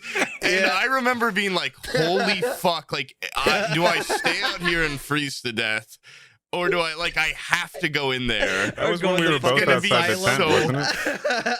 Yeah, we were both out with you. Yeah, because Poob and I were having this nice moment where it was like we were trying to quietly enjoy the stars, and then from the inside you just hear like, I don't want to drink out of this fucking water titty ever again in my life. Yeah. You're like, wow, it's real beautiful out here, isn't it, Poob? Yeah, you were like, Bryan, 10 seconds of quiet, 10 seconds of quiet, and then make it maybe like 2 seconds. And be like, God, this fucking, these wet shoes, these. Mine like front loaded so hard. I just like broke down, turned into a child, and then a Victorian guy, and then I just conquered out, dude. I was like borderline. You were at 100%. You were for like the rest of the whole thing. I was just like dead. All I don't your remember energy, shit, dude. It took me 40 minutes to get you to take your shoes off to get into your sleeping bag. Yeah, that shit, shit puts your mind on like a 300 millisecond delay or something. Like he's like, you can, if you just concentrate, you can do stuff. And he's like, untie your shoes. And my shoes are like, it was like the whole thing was spaghetti. I couldn't even. Steaks! But I asked you to figure out where your cameras were, and you could do it. You put them like I never moved. You just placed them in front of me, and I just kind of like moved them. Yeah, but you like I could snap you back, and make you be responsible, which is something I wanted to show you. Telling me to visually scan for cameras is a lot different than saying untie a knot. You say that, but I did it in the middle of you claiming we were on the beaches of Normandy and that you were going to kill me if I came to take your giggles, and that I was able to bring 5-star Andre the Giant or Jack Nicholson. It didn't matter. I don't know why those two people were like, or Charles Bronson. Those are the most serious motherfuckers out there. That's why. Or the general from the Iron Giant. Then you openly challenged I was trying to find like who has the most authority in these lands. And it's the Iron Giant general. Yeah, for sure. Two fictional characters and a wrestler. That guy grabbed a phone off of a Jeep and just goes, "Fire the nuke," and they did it. And like a second later, I was like, "That is the most." They didn't ask for his name. They didn't ask for his badge or nothing. They're like, if a motherfucker picks up this phone and says, "Fire the nuke," they'll do it. I don't even think the president has that authority. And so all that was running through my mind while I was laying there in and out of the tent. Probably covered in ticks, by the way. My Sherpa had fully abandoned me. No. I've been checking you regularly. Actually, that brings up a pretty good point, because I had been checking you, and then I had the foresight to think, you know what, I better get someone to check me. So while I'm at like peak tripping, and Poob is obviously feeling it, I walk over in the psychedelic fleece that's behind you right now, and I stand open arms, and I go, hey Poob, can you see if anything on my jacket is moving? And he just kind of pauses for a second, and he just busts up laughing, and it like clicks in my mind like, oh yeah, I'm asking him to look at this incredibly vibrant psychedelic fleece and try to find small moving bugs. Like, it ain't happening. It ain't. I've just given this man an impossible task for no reason. Are there any little black dots on me? And it's like, they're everywhere. Oh, Jesus Christ. I did not get a single tick on me that trip, and I never found one on my ship. Yeah, Brian well, I did not stay fresh when I took those long johns off at the end of the week. By two of them. Oh yeah, multiple times I think. Wait, oh my God, what was that first? This is a slight backup. Sam took a shit in the Airbnb. That when I walked in after, I genuinely started gagging. Like, it was like, let me tell you something. Ever since I had COVID, my shits have been insane. I've taken probiotics, I've taken all sorts of stuff, and like, it's like that stuff rotted my tummy. It smells like a fucking porta potty in a sauna. That's what do I need antibiotics? Is that what it is? I need to counter the probiotics. Oh, shit. Need something, dude. There needs I don't to know, be a war waged on bacteria. You need to hit a net neutral of biotics. Yeah. You need an Osmosis Jones type to go in there and get rid of whatever villain is making that was, because he was even like, yeah, it's pretty bad in there. I wouldn't go in after. I waited like 5-10 minutes, and there's an open window. Open and the fan and I walked in there. I was like, like, I haven't genuinely gagged at something without it being a joke in so long. Like, I haven't smelled something that's an achievement, dude. Yeah, and I was smelling fucking Brian's farts that night when we were tripping. Brian kept going like, I promise this fart I'll do in my bag, and then he'd just rip ass. We couldn't get Brian in his fucking bag at all either. It wasn't even that he kept promising. He made like a long speech and an oath. The only fart in the bag, and that we would never again have to smell it. And within 30 seconds, he hangs his ass out of the bag directly at Poob and just cracks the nastiest Shrek fart. Yeah, no, it really, for a while. And then he gets mad at us because you and I both go, Brian, what did you just promise? And he goes, oh, so I can't fart in the tent anymore? I was like, nobody's saying that. Just quit putting your ass on people and doing it. What happened to, like, touch phobic Brian of 2 days ago? I was unaware of my surroundings at the time, right? Yeah, I genuinely thought I was in the tent or in the bag. I swear to God. I really thought we were in the tent. That quick aside, when we were fully all in our bags inside a tent. He's like, did we put the tent up? Like, Brian, we're like, inside of it. Like, yeah, tent has been up, dude. It's nighttime. Like, look around you. So what do you think is happening? After Sam's eruption, we eventually all got in the tent. So basically, Sam, he turned into a sim. Yeah. After his, eruption of energy, he shut down, and he started just asking things like, am I thirsty? And then the one that was more concerning when he was in his bag was, should I poop? And it's like, no, not right now. And that's a question you should answer yourself. Like, and then Poob, of course, would just be like, yeah, shit your pants and jack off. Do it now. Like, Sim, jerk off. And I swear to God, at one point, I'm like, Sim, drink some water. We start talking for like 5 minutes. I look back over, he's still sucking on the bag, and I was like, hey, stop drinking that. And then you immediately gave it up. I was like, what the fuck? Give password. Give password now. The worst part, you say he shut down. What was scarier than Sim Sam and like Witch Sam was the reboot phase where I told him before we tripped, I was like, hey, I kind of don't want like a ton of cameras on my face when we're tripping, because that's like, I just want to be like, you know, like, in the moment, I don't want to be worrying about like, this is going to be in a video.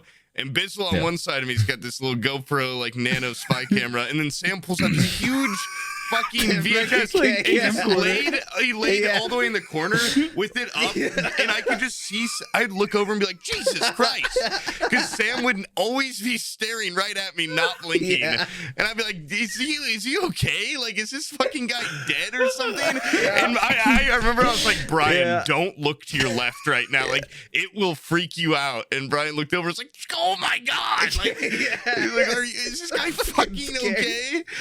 And you weren't talking. We were like, Sam, what is going on? You're just like, you were like, it got to the point where you started being you got it included in Bryan's bargain with the gods when he was begging for like a soda, and that he wanted to be able to fart without shitting his pants.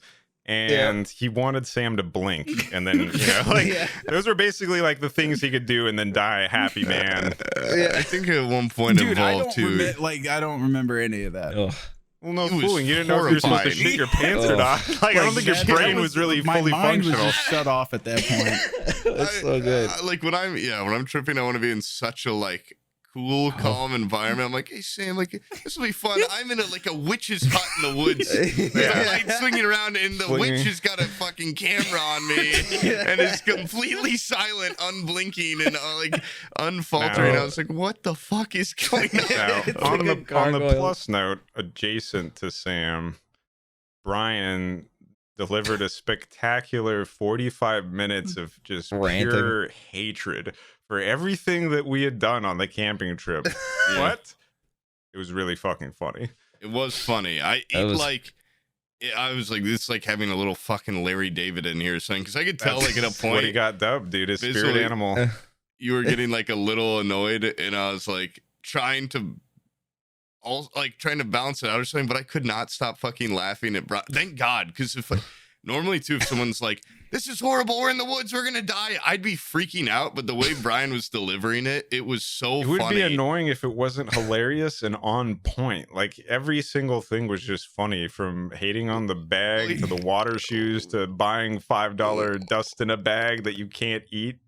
And he was like, this guy in this drug dealer fucking Mountain Dew jacket gave me this like fairy mushroom. That was being when he was complimentary, because that's what he was saying was, you know, it turned the trip around. No, I was very, it could have been way worse if Bryan was like, what's happening to me? Like if you had a bad trip. I was just happy he wasn't freaking out. He was like I said, he was like watching a volcano. It was beautiful. He had a good trip, but just didn't like what was happening. But he was laughing about it. Like if he had been like, I'm freaking out. Like, and when he was talking about spider, he thought I kept giving him like spiders or shit. Crickets. Yeah, like I had a bunch of bugs on me, and I kept like putting them on him.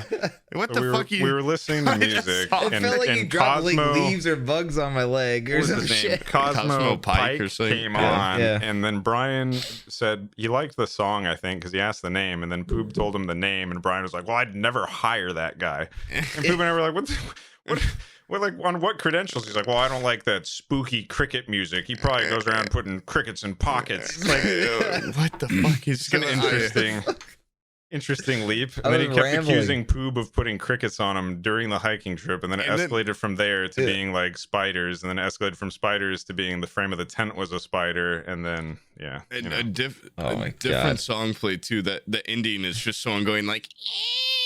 Which actually was spooky cricket music. Yeah, and Bryan's like, what is this if not cricket music? I'm like, you are completely right. That kind of nailed it with that one. Totally sounds like what I'd imagine cricket music would sound like. Sam did come back to life eventually after Towards being the end. He came back a little. All of a sudden, Intergalactic by Beastie Boys came on Poob's phone, and Sam, from the complete like prone for over an hour, sits bolt upright, eyes wide, and starts doing the stupid Sam robot that he does. And Brian's just like, he's back. He's remembering who he is.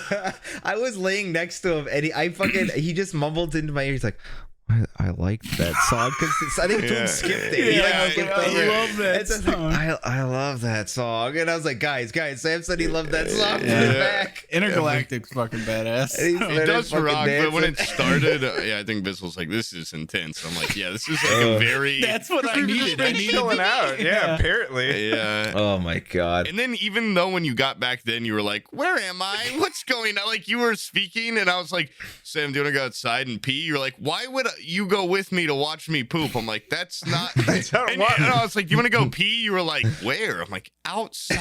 Like, go outside the tent and piss. And we couldn't get Brian to look at the stars or anything. We finally everyone went out there. It was beautiful. We got a little bit of everybody over, out there. Like I thought there was some sort of panic out there at one point because as I was laying halfway in, there was 2 moments that happened that kind of put me on a downward spiral, and it was my only moment of panic.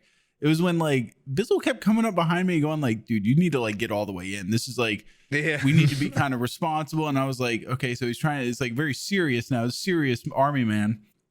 And he's laying down orders. He's like, this is like, it's getting cold. It's like safety. Laying down orders equals trying to get Sam to stop laying halfway in out the unzipped tent in the tick area as it gets cold. You sounded very serious. So I was like, oh shit, like is everybody, because I couldn't see you guys. You guys wouldn't come to the window and look at me because I look like a freak. Well, again, it's like dealing with a 3-year-old. You have to use your mom voice where I'm like, Sam. You're like, should we get all the way in the tent? You need to get all the way in the tent. Yeah. Yeah, but I can't tell you're processing fear because all you're doing is looking back at me with a weird smile and going, No, it was just the tone. Like the message you were saying wasn't, it was just the tone you were saying. And I was like, oh shit, like things are serious. I was like, mom voice. Is Poob and Bryan, like, are they really cold out there or something? Like, and then all of a sudden somebody came to the door like 10 minutes later and they go like, Sam, like, we just need to clarify, like, are we going back tomorrow? Because this is insane. And I'm like, but like, where the fuck are we? Like, I started freaking out. I was like, you asked what day it was. Yeah. I was like, are we like in the snow? Going back? Like, they just gave me, don't make me do like decisions and shit while I'm. You didn't know what state we were in, I'm pretty sure. Yeah, and so like, are we? I didn't realize we had hiked back to the car. I thought we were still in like the middle of fucking nowhere, off the beaten path. We're like an hour away. Yeah.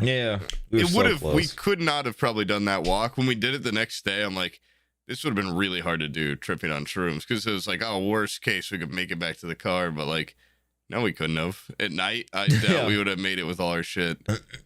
I got lost on that trail on the way back to the car. I think it was. Wait, really? Or it might have been in the daytime. That was because you were trying to film stuff, and that was pretty funny. Yeah, I was like, you guys were like, had gone down this thing and had like, you were walking this way, and the trail was perpendicular to you, and we had passed around the vape a little bit, had a little break earlier, and then I had the trademark Sam hid it in my pocket or whatever. Like, I think it was one of the times. Oh my god, I forgot that was a whole thing in the tent. Yeah. End of the night, we're winding down. Poob and I are trying to have a smoke, and I know that I passed everything to Sam at one point because I'm trying to be a bro to him.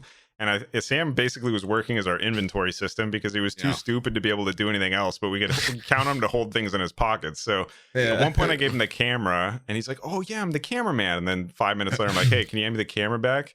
And I have the footage of it where he's just, you're back. I have the footage from your side where you're recording, and you have the camera in your hands. You're like, wait, I have the camera? Oh, Bizzle wants the camera? And then like 5 minutes later, we're looking for the pens. Sam's like, I'm 99% sure that I do not have them. They are not in the tent with me. And then we go manually search him, and both of them are on him. Yeah. I found the second one later, but I had a tendency to hold on to Bryan things. was even like, no, I threw it somewhere in the tent. I'm like, what the fuck? Like, why is it so hard to wrangle this? And you must have just imagined. Then you got the most in-depth retelling of the story of Kazam and the three Mateos, and the boy who loves to get beat till it smells. Yeah, there was. I don't even remember how that started, but Bryan went on an absolute. This is probably post Mountain Mania monster truck guy that Bryan kept talking about this gay little tent and this gay little mountain stuff of Kazam. Yeah, I remember that word for word. He was making his bargains to God. And like talking about like, he brought up a funny point. He's like, why is this tent like bright orange? Like, what is a car gonna fucking hit us up here? Like, why is everything I have reflective orange? Like, what the fuck?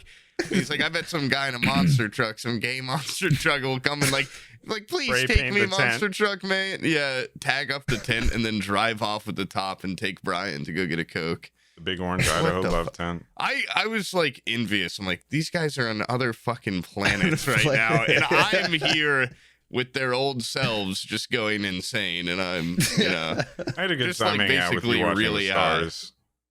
No, that was nice. The best stars I've ever seen. Well, that was pretty cool. Oh man, there's just a lot of energy in that tent. If Bissell would have been like gone, I probably would have like panicked. I would have been went insane. No. If all three of you were like, yeah, the giggle horn, I'm the only one because I have the Stetson, I'd be like, oh Jesus Christ, like I'm gonna fucking die up cowboy. Here. Yeah. Oh fuck. Yeah, I would have. Then I would have. I wish I would have had a more like cerebral experience. Mine was just like. Well, you gotta have your first experience. I feel like you just have I watched to have too many fucking war movies recently, so mine was just like, I'm a knight.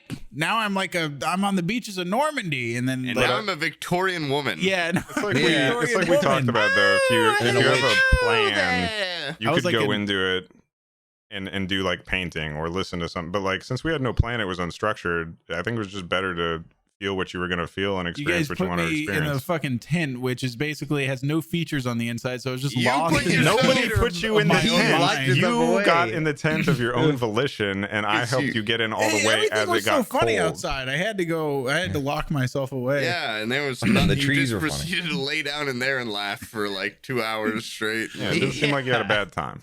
Tuckered himself out. But I didn't get like the dude, staring at the earth and going like, man, I'm one with it. Well, that's a time for another time. This trip was about. I feel dumber, if anything. I feel way stupider after taking those fucking things than I did before. I didn't feel that shit either, Sam. Honestly, the conversation that you had afterward was interesting because you were talking about how you felt a complete lack of social barriers, and that's definitely like someone brought up Aqua, and I was like, I fucking love that, man. And someone brought up Abby, and like none of the hatred that's usually in my gut was there in that moment. And I was like, I love that fucking woman. Wife. Yeah.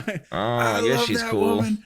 We definitely had some interesting discussions afterward about like civilization and kind of I don't know. I had a lot of interesting talks afterward that weren't as reflective in the moment as they were afterward talking with you about what you were thinking about. Now, in the moment, I was just like, this motherfucker stepped 8 feet away from me and now expects me to think he's not part of this conversation. That's what as deep as it got. I was like, Poob can't just place himself on the other side of a tree and me not expect him to... When we went to go look at stars. You didn't want me anywhere near you. Like, I sat down, I'm like, oh, this view. You're like, get out of it. Like, you guys are both on either side of me. I forgot during the tent a couple times that I feel like Sam was even there. And then when he'd speak, I'd be like, oh, Jesus Christ. And it was like that night I was, I wasn't that messed up, but it felt like that was the first time I had met you, even though we had these like 2 prior, almost full nights. But that night I was like, oh my God, like, it's so cool, like meeting you guys. And I'm like, oh wait, like what day is it too? Like how long have we been in this fucking tent? And it felt like the Harry Potter tent in there. It was huge. It was awesome. Yeah. It was huge. Bryan had plenty of room to run around. He was doing laps. Like when Sam decided that he had sobered up and he got out of the tent and he's like, I feel normal. And then 5 seconds. It's almost like I feel like if you talk while you're not talking, it would work. Yeah, but the second you go to talk, it cuts out. Sam said that he felt completely sober, and so he got out of the tent, and then 10 seconds later, you hear him go like, "Oh my God, I'm like 11 feet tall." Yeah. And then he starts looking at the stars, and he's like, "Poob, say something." And Poob starts going like, "All right, the stars are there. Now they're moving left." And you just hear Sam be like, "Holy shit! Like he's controlling the stars." Warping your mind. Yeah, Sam would just, I swear to God, I saw him standing outside like with his hands in his pocket going like, "Oh my God, holy shit." Well, it's like, imagine you're in this space. I'm that's completely so sober huge. right now, by the way. The space is huge inside the tent, and then you get up to stand up, and the tent's like a foot tall, like you said. Yeah. Like it looks so tiny. So I'm like, oh, well, I must be taller than the roof I was just looking at inside. So like 11 feet. The trees were all like, it looked like the 360 cam footage. Like it felt like all the trees were bent into a like that. Yeah. And it felt like we were in a big, like the sky looked like it was 20 feet up. It was and so I could low. see lines between every star. And I was like, this is really bad. Like that was definitely the coolest part for me, like seeing anything. And I don't even really think I was tripping. It was just like, wow, these are really good stars. And it feels weird. Like the sensation was small. Every time Bizzle went to go check on me, that's what I fucking saw. Just that face looming in from the window. Definitely didn't have sunglasses on. Definitely came and approached Sam with open arms. First time I went in there and he was combatant, I gave him a hug. So yeah, you know, definitely was the look. I was verbally combative. I was not physically. Yeah, but if you would have given me a knife, I would have fucking gutted you right then and there. No, I was definitely even in the moment. I was like, dude, I feel like Scrappy Doo. Like I am just talking like every one of these guys could destroy me in a fight. And I'm like, am talking my ass. What a weird headspace to be on with three other people who just ate chocolates with you, want to just stare at grass and have fun. I was like, why am I being so verbally like I'm just attacking Bizzle verbally, and I was just like challenging people to fights, and I was like, I would get destroyed if someone threw a punch at me. It was the least threatening shouting I've ever heard. Yeah. If it makes you feel any better. Yeah. You're just going, pick a side. Getting yelled at from a man curled in the corner who can't figure out how to unlace his shoes in his gummy coat. Like, you're not exactly a threat. I know, that's what I'm saying. And you're like, my homie. I was like, why am I verbally assaulting these people? That's why I just figured you were having a blast. Untie my shoes. Sam just wanted to go back to the forefronts of some battle, and you know. And then he took up, once he died on the front lines, he took up that soldier's wife's body and was like, "Oh, thank you." You see like a Doubtfire thing, yeah. Hello there. I was like an extra from Sweeney Todd. It was, I hope there's footage of you just like, oh, hi, Sam. And you're like, hello. Ah! Like this horrible cackle. I'm just grateful the cackle didn't continue because he still had it in the morning after it. I was like, I really hope that's not a lingering effect of this. I've never seen that before, but some sort of medical cackle. Just goes the wheeze is gone. The witch's cackle is in now. I don't know what brought on the whole, like, I was just like, you know what? I'm trying on a new laugh. These guys trying on a new laugh. Nothing wrong with that. Yeah. These guys won't say anything. And it also didn't help when fucking Bizzle was trying to get me to go into the tent. And every time I would look in the tent hole, it was just Sam sitting up like this. Yeah, he looked like weird. Smiling. And I was like, what the fuck? I can't go in there. Brian was waiting until the option was either freeze to death or go in the tent. And even still, it was like a really tough call on his face where he's like pacing outside, like, outside's not so bad. You can get pretty cold. Yeah. But then we ate ice cream sandwiches at the end of the night. Those were played a bunch of really nice music. They were okay. We got the dehydrated ice cream sandwiches right after we were like, oh shit, our water bag's broken or something. Yeah. And they like were like, and Brian just gave Sam ate like 2.5 of them. Yeah. He was not even really a person at that point, but he was like a little feeding dispensary, like garbage disposal. it was that fucking Sim thing again. You guys go, hey, Sam, eat this. And I just sat there and like, was just like feeding myself slowly with my arm up like this, like a crane, just. And then when I finished one, like I didn't really want another, but Poob was like, I don't want to eat this, Sam, take it. And he like, it was the easy way to dispose of it. Brian gave me like a third of his, and I was just like, I'm not gonna say mine was like 2/3. Mine was huge. And I was so dry, like it was like the driest shit ever. It and felt then like you I asked just if anybody wanted to play. You asked if anybody wanted a piece of it, and you handed it to me. It was so disgusting because you rewrapped it, but it looked like it had already been in your mouth. It's saliva, So it's just like, it was a wet ice. Again, it's like some shit a 3-year-old would give you. Like, it was just wet and broken, and it was like, okay, here you go. Like, hey, I've tasted generous. it. Yeah. Sorry. And then Bryan, he's caring. I tried to hand Bryan the water bottle, and then he spilled it all over my bag. So my bag was filled with like ice cream sandwich bits and water. I remember there was the time when I went to go give Bryan some water. I'm like, here, I'll feed it to you, because his arms were already in the mummy bag. Yeah. And I just start like, I dropped it all over my face, drizzling his face with water like a torture, and he's like freaking out because he couldn't get his fucking arms in his bag. He's like, staying dry is the most important part. Yeah, and Bryan is leaking water everywhere. He got my fucking bag wet too. Damn, dripping on him. That's fucking hilarious. Yeah. You know what? Honestly, I feel like I was I remember there was a moment of extreme frustration because you guys kept talking about how the bag was leaking, and I'm like, look, I realize I've been a sim for a while, but O-ring. Now you want to be taken seriously. Check the fucking O-ring, man. And you guys are like, I don't know what an O-ring means. It's leaking here, like in between the bag and the filter. I'm like, the fucking O-ring, guys. You have to keep. Nobody's gonna trust the guy who doesn't know if he's supposed to poop in a sleeping bag or not. I realized, like, I was just dancing to Intergalactic or whatever, and then turned off and on and whatever. Yeah. But like, it's the fucking O-ring. And we found it in the morning. Nobody would pay attention to me. Nobody was going to be able to go find it in the dark either. Though, yeah. And also, like, what, at the time I was like, what the fuck is an O-ring? This guy is probably back on the beaches or something. Like, I kept being like, all right, everyone ignore him. Get the O-ring, boys. The Germans are advancing. And people would say shit about me as if I wasn't fucking there, which, to be fair, like 20 minutes prior, I wasn't there, but I was like, I'm here, guys. Like, I'm right here. And we didn't say that out loud. You just let us keep talking about you and really.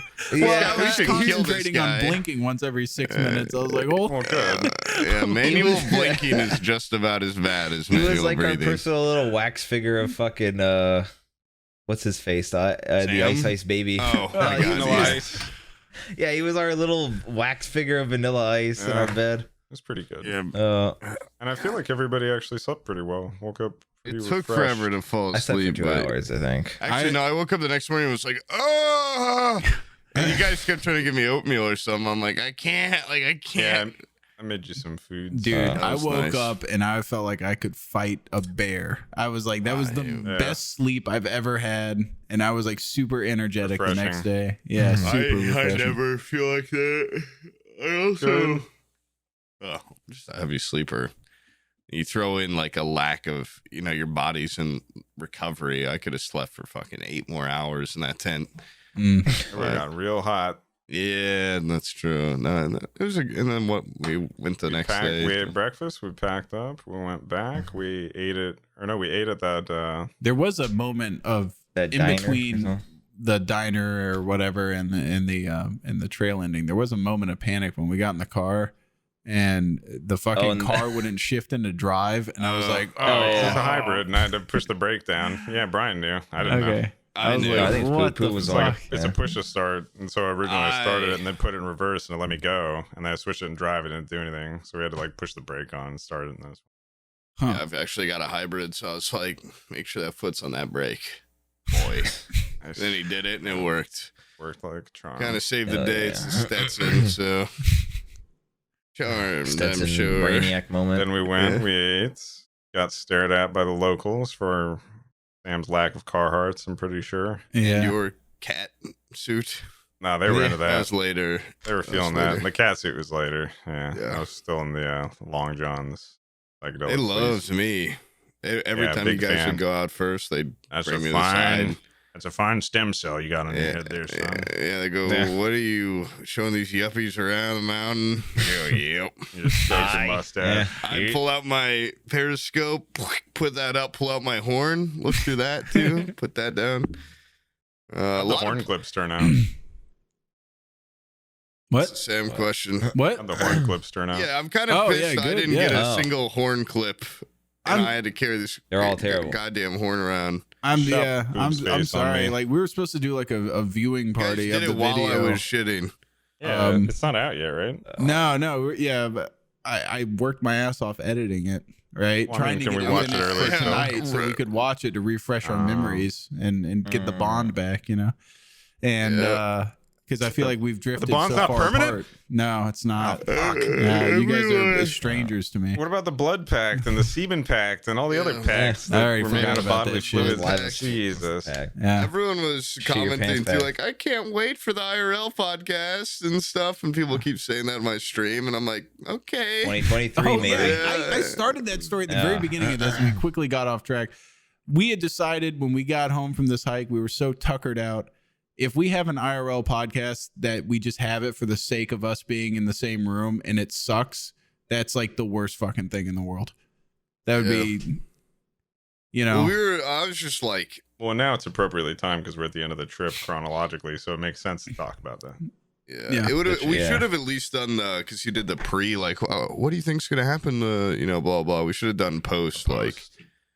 Or even mid, like second day of camp. I brought that up though, and nobody, like Sam had gotten out the shit to record when we were there, and then I asked him if he wanted to do like an intro or something. And he was just like, nah. And so that's when we fired up Double Down. Yeah, I had because we asked if you wanted to, and you're just like, I mean, I agree. There's no real point in shooting the four of us for 5 minutes, going, hey, we're gonna shoot a podcast not here because you know we're alive and we're tired and we're gonna watch Neil Breen. Yeah, but like instead, I was like, why don't we just sit here and watch Neil Breen? I mean, it was a great plan, honestly. Tired. Yeah, that was fun. But you know, IRL podcast at some point will be fun. It'll be good to do. A hike that we actually complete also be fun and good to do. But yeah, I think both audibles that were pulled were good choices. No, yeah, I think overall it was pretty smashing. It was really cool meeting everyone too. Oh, absolutely. It was fun time. I don't sound like I had fun, but I'm just. It was a really, really good time. This is off topic from the hiking trail, but speaking of doing things, I might be going to Sam. I heard you were told about this. I might go to Tampa this weekend to watch the Creator Clash, which is a YouTuber streamer boxing match with like iDubbbz and a bunch of like, it's gonna be, you know, like YouTubers fighting, like it's gonna be horrible. Yeah, but Peanut, he said he asked you and you were like, I would pay the $25 for the ticket to not be there. Like I would do anything. That seems like the worst which is combination fair. Of just people fucking like doing like like here we are at the Creator Clash. Like you could tell you're just gonna be on like 68 fucking cameras in the background of people's streams and shit. I thought Poob was talking about having you fight. I'd go watch you fight. Oh no, you fighting if I would was be there sick. as a fighter, I would definitely show up, and I would want to obviously fight someone that is noticeably tinier and weaker than me, like hilariously small. Established dominance. Yeah, like Ricky Burrick or something. Yeah, Wubby like said he'd fight you, but crippled. he's not noticeably smaller than you. He's way bigger than me. He'd fucking I think lay you guys me are up. the same. It's probably he's bigger than yeah, you. But he's you guys bigger look than the me. same. He just does a step forward with his arms straight out. He'd fucking knock me dead. He's not like taller than you. You could just do some training for a couple months. Get your legs on him and just pedal him to death. Yeah, and show him what that Peloton do. Yeah. I would immediately in the first 10 seconds go for the frustrated Mike Tyson ear bite. Like just act like you're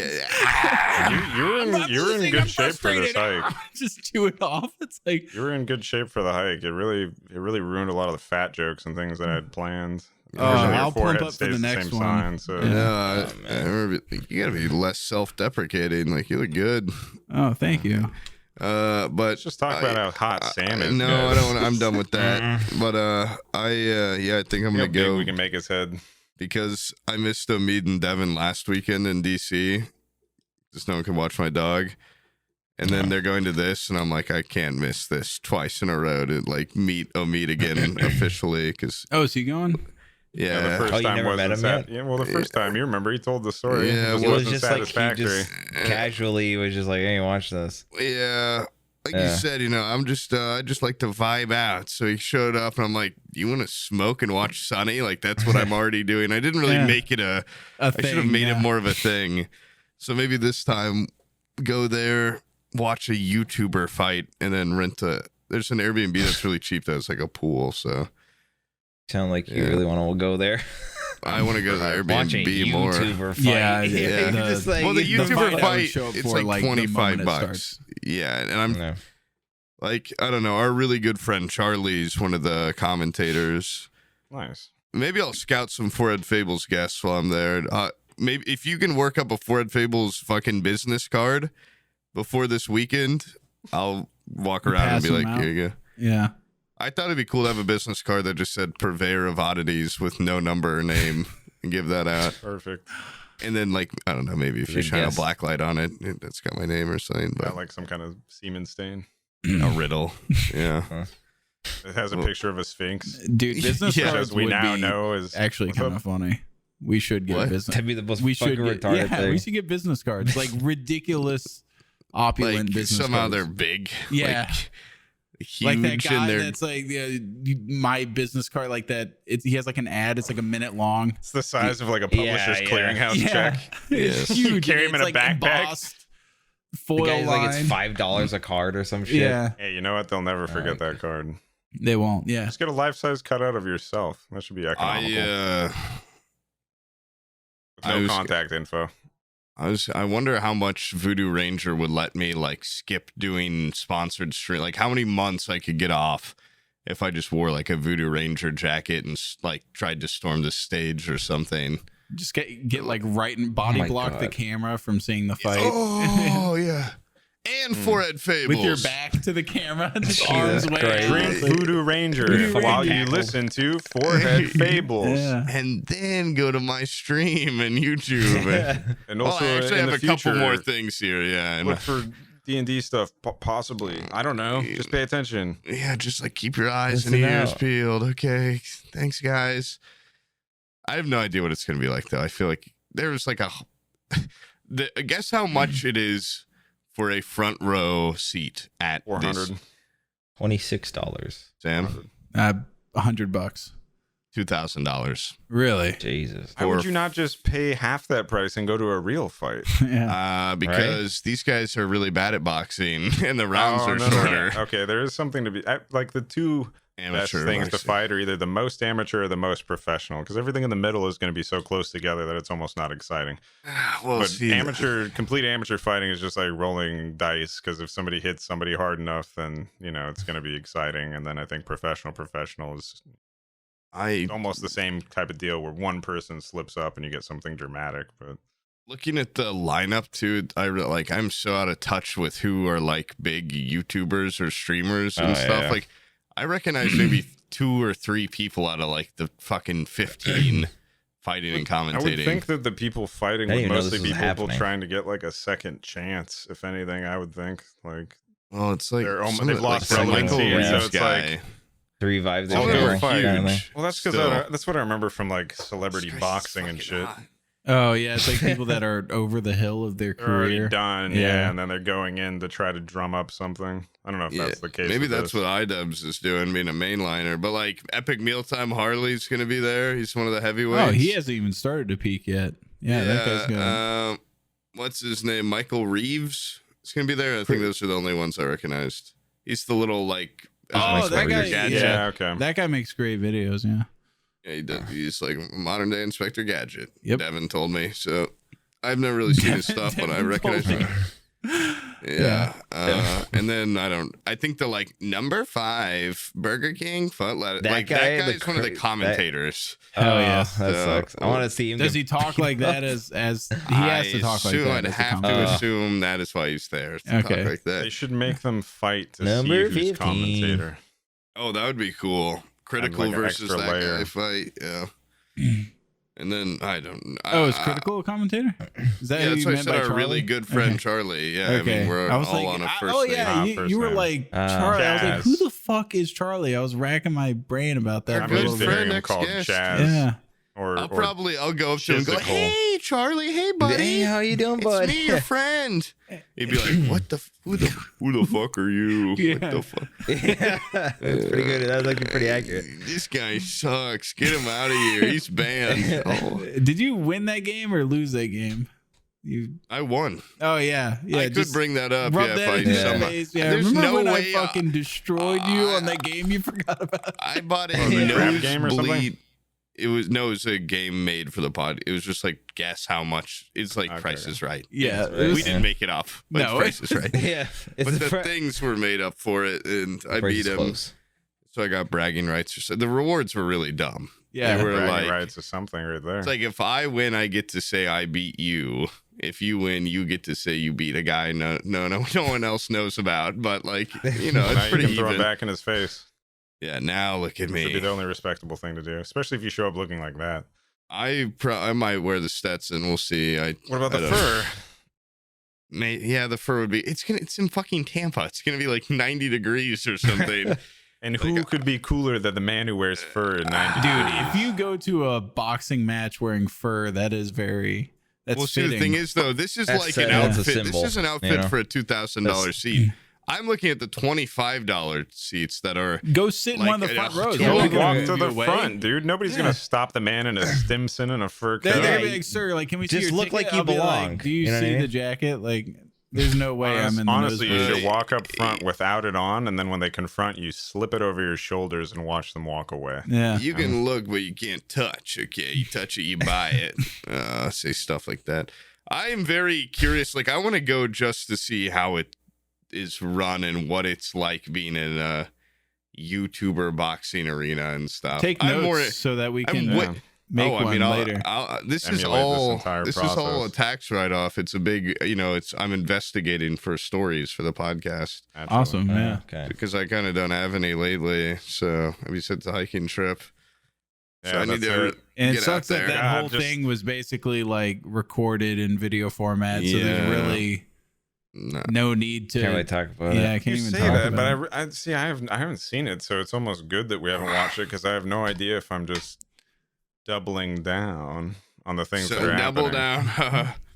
It's so hot in here. Holy shit! I'm letting a little air out. Oh my god! We It's should like probably call it, dude. probably It's- like 15 degrees hotter You're in gonna there. die. Dude, that's No, how I'm I felt fine. in the suit during D&D. I was sweating balls, but I was glad that God. the only thing you could see is my face. Sam, Yeah. Oh my god. we move around some forehead Fables money. Maybe get like a Dumb and Dumber blue suit for me to wear or something awesome. Something Well-worn. maybe more fur. You fur should get a pants. suit that just has your face all over it, Sam, and just use Poob for self-advertising. Yeah. General Sam 123 all over it. I am a vessel. This is my god. I think Okay. I think we Well, should as- get tailored suits. I think that'd be a good look. I really And like top hats that fit. I like that monocles. moment on night one where everything was shit, and then you just like hand the camera over to Poob, and you're like, "You're killing us! You're killing us for content." That's actually that is the introduction. Just seems relevant. That for is the the suit introduction. and everything. I was like, everything's wet. Godless. The tent's wet. My bag's wet. I It's loved raining. Bryan's, it's getting cold. like- It's snowing. I loved Bryan's breakdown because obviously it's not that ridiculous, but just the way he was saying it, where he was like, "Oh yeah, I know a guy. He's got like 1 million subs, so he gets to fly some retard from Canada so that he can go freeze in a tent in Idaho." It makes sense. This all makes sense. By the yeah, I way, guess when he explaining said this it, shit to my Lord. grandma was like the funniest thing in the world. Oh, Christ. she's like, she's starting to slip, mentally, and she's like almost Who isn't 90, these and days? she's like, "So you went on a hiking trip with your friends?" And I'm like, "Yeah." Did you see the pictures? She's like, "Yeah, you all look very, very different. Where do you know these people from?" I was Yeah, like, we all look so different. It's the most diverse Yeah. group that's ever. Four white guys. Yeah, Wow. your grandma's like, this is a little whoa. too much diversity. Really, all representing four corners of the earth here. All four brunette white guys. Oh my god! Holy From different smokes. ways of life and different Wow. parts of the world. "Yeah." Well, So it's I such told a her like cultured group of friends. where you guys were from, and she's like, What the fuck? Like, wait, how did you all meet up? Like in her day, like the only time people met up like that is on like a fucking mission trip or something in Argentina. We all sent singing telegrams to the wrong location, and it happened to be we did it at the same time, and we all just thought it was so funny and so clever that we thought, you know what, I got to find out who these other 3 guys are who sent singing telegrams to the wrong address. Let's go on a hiking trip in the woods, the remote woods with these randoms. What better way to get to know somebody? Fairy mushrooms. Yeah. I didn't tell her that part. You can put on a personality for a dinner, but good luck pretending to, put on a front when you have a bunch of mushrooms stuffed into you and you're out in the woods with your homies. Like, yeah, it turns out my real self is a cowboy, just kind of a stoic, just brooding.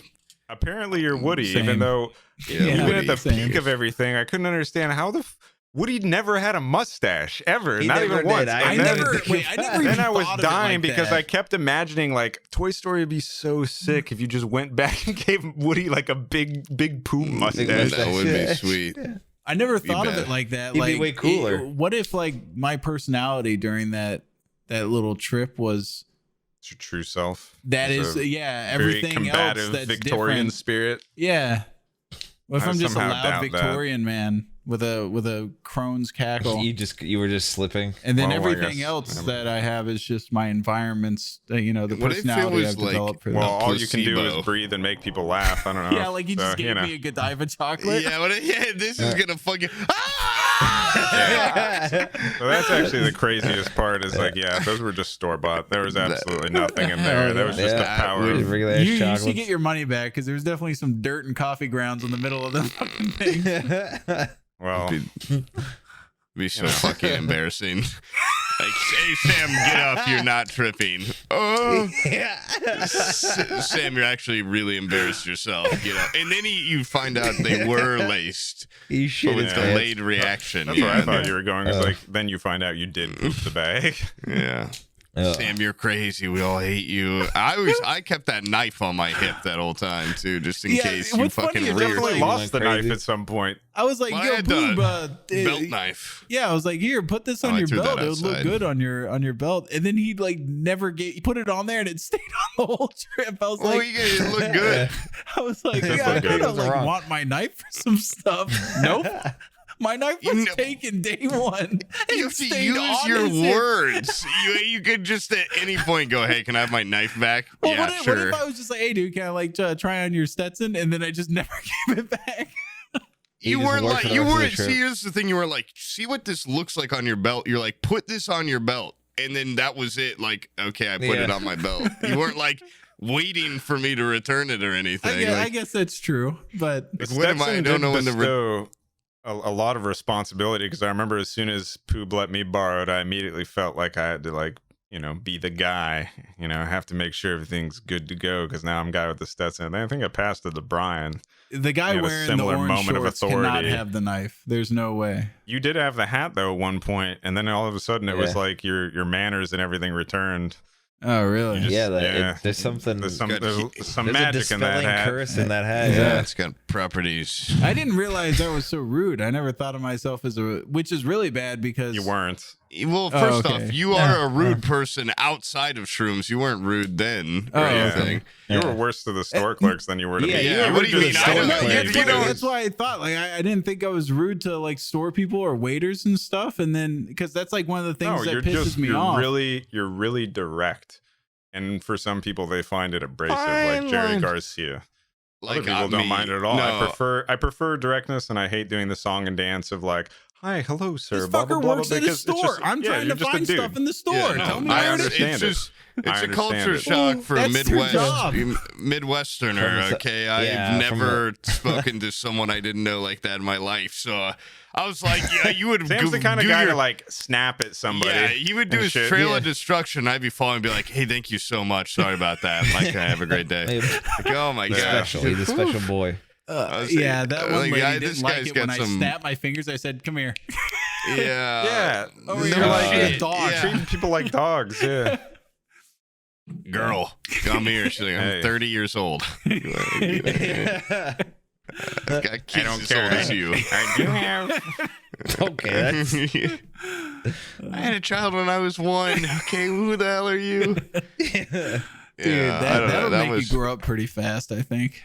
You were never like a bitch to anyone or anything, but you were. It was definitely. It made me right away. I was like, okay, let's get to those woods. Okay, let's get away from. Let's get away from you. And that's just a tact thing, not a generosity thing, obviously, because Sam did make the trip possible, and I'm super grateful that he made the trip possible. It was definitely.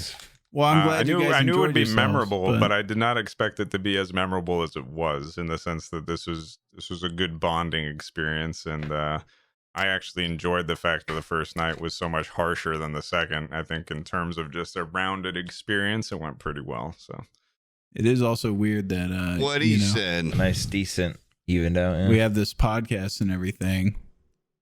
Never made any attempt to meet up with you guys, but the second we start a second show with all four of us, all of a sudden it becomes paramount that we all meet up. You've been trying to do this hiking trip for like 2 years, right? Man. I think the effort has been made. It is, but you didn't make any mountains move until all of a sudden. To be fair, the same time we started planning, or at least at the same time I started pushing for D&D, was the same time we started planning for the hiking trip. So I feel like both of these are happening. Yeah. At the same time, but was supposed at to an be appropriate delay. A 1 million sub special thing like forever ago, and now it just turned into like let's meet the D&D boys. Like it's definitely a D&D boy experience. I'm just saying that because we stepped the out Diamond City Rollers. Yeah. Because we rolled dice for every decision whether or not we wanted to continue on the trail. Guys, we never actually lost the trail. We just rolled a bunch of natural ones and had to turn back. That would have been cool if we brought a little die, did a little gimmick like that. Like you have to eat this fucking vole if you roll, below 10. A lot of little creatures like that, a lot of voles and stuff, and weasels. Shouldn't there be more freedom of choice? Why is it just like nope? Roll and 15 or higher, you're eating this vole. Oh my god, 15. I mean that's a normal DM. Those are the rules. Skin it and eat it. Anyone was DM on the mountain, it was Bryan. Yeah, dumb monkey. Shit, what does DM stand for? Dumb midget. Dude, that picture I posted here and I post on Twitter, it's got like unintentional forced perspective where I literally look like I'm 2 times your size, Bryan. Yeah. So good. You look like you're 3 feet tall and I look like I'm 7 feet tall. It's awesome. I like it because obviously I'm closer to you, so I too look like I'm. He looks higher up. Sam and Bryan look like giant level. Bryan, for whatever reason, Sam looks like 4 feet tall in it. I'm fine with that. I think it's good. I had that thing going on that I was like 5'3" or something for a while, and then nobody believes it, but because that picture of me and Aqua came out from when we met at PAX, kind of dispelled that myth.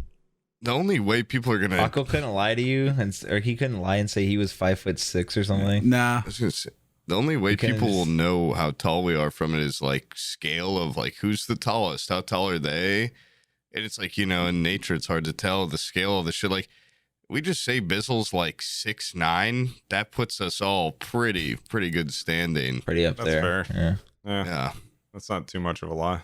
I'm like 6'7". Yeah. So that makes sense. Checks out. That picture is not edited. But I hope that Bryan has changed his mind, and I hope that we do another camping trip, and I hope that we actually go on a complete thing and not through some kind of torrential downpour / frozen minefield. You gonna pack a Coke if we do it again, Bryan? I'm gonna bring. Yeah, I'm gonna bring. Dude, I'm bringing one for him just to shut him up. Case of Cokes. Yeah. It was only for one night. It was only one night. I was dreaming about that sweet sody pop. That's all. I was getting a little homesick. Oh god, yeah. I look like an ant. Yeah, that sounds like an ant. That's 5'10" to 6'9". That's good. That's the difference. 6'9". That looks a little fucking 6 feet. 6 foot and 5'10". Yeah, that's is the video wrapped up or no? No, it's like you know what? How the hell do you think you're gonna get Mother's done this Day. quick? And then, no, I understand. And today Andy was said Abby's it was Abby's birthday, and she already mentioned she was like, "This fucking nobody gives a fuck about my birthday anymore." Yeah. I'm like, come on, man, you've had 31 of those things. Like, come on. Yeah. Like on my birthday, I'm just like, I just want to hang out with the kids or whatever, eat like a burger or something like that. And she's like, she wants like a huge fucking parade or something. But so I was trying to like edit this thing today. I am surprised. I can't believe you thought you were gonna get it done already. Yeah, you said it would like, it would take you a 3 couple days. weeks. I was like, I was trying to edit it for like a couple hours today, and she got mad at me for being in here doing I feel like real life footage is easier to go through. It's too. so much faster. It's almost done. Yeah. But having that kind of stuff, gotta handle that first. I watched the intro. I was gonna say, I hope when are you releasing it tomorrow? Probably 2 days. We should watch it tomorrow then. 2 days. Let us watch it tomorrow. Friday. Let's watch it tomorrow. Okay. Yeah. If it's done. Yeah. And if any one of us veto any part, you have to start from complete scratch. Yeah. Okay.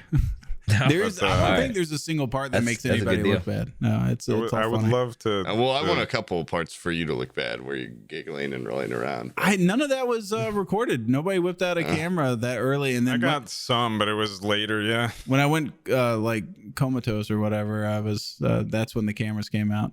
Apparently, I was working one. I didn't realize that. Yeah, it was very freaky. Laid over the You were a tripod, a fallen tripod. Yeah. It was, yeah. But I'd really like to attempt something like this again in a couple months. I think that'd be fun. I'm down. Maybe a little warmer. Maybe a little. Well, 4 months from now, I'd hope things would be warmer, unless we're just absolutely terrible at picking locations. But let's go to Alaska, northern Alaska, either Alaska or California. I think it'd be fun. Northern Canada. Yeah, let's do that. To the right of Alaska. Yeah. Northern. Just so we have to not go to Alaska and we go to Canada. That's more of a bitch. Yeah, way more. No terrain difference, really. Just making the paperwork like a son of a bitch. Well, then Bryan doesn't have to come down here, so that's something. Yeah. I think I travel twice as far through Canada. I still think we should maybe do a hike around like a little Bahamian island, where we just like hike around a resort. Yeah.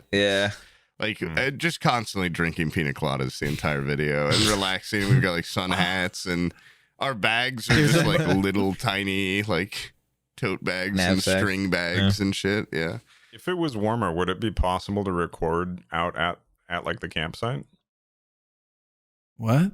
If you want to record like a podcast, would you be able to do it at the campsite? Maybe. Yeah, I don't see why not. You just need to have the batteries. Yeah. But honestly, you didn't go through many batteries. Yeah, I had plenty of juice left. That's what I was thinking. If the next one's warmer and we do all that stuff, it'd be really fun to just do it out there. Yeah. Even if we had done it at the cabin, that would have been fun, but it still wouldn't have been as good as just being there. Authentic. Out there in the wilds themselves. Plus, like I told Sam, this was very fun, but it also made me realize I really want to go on like a hike.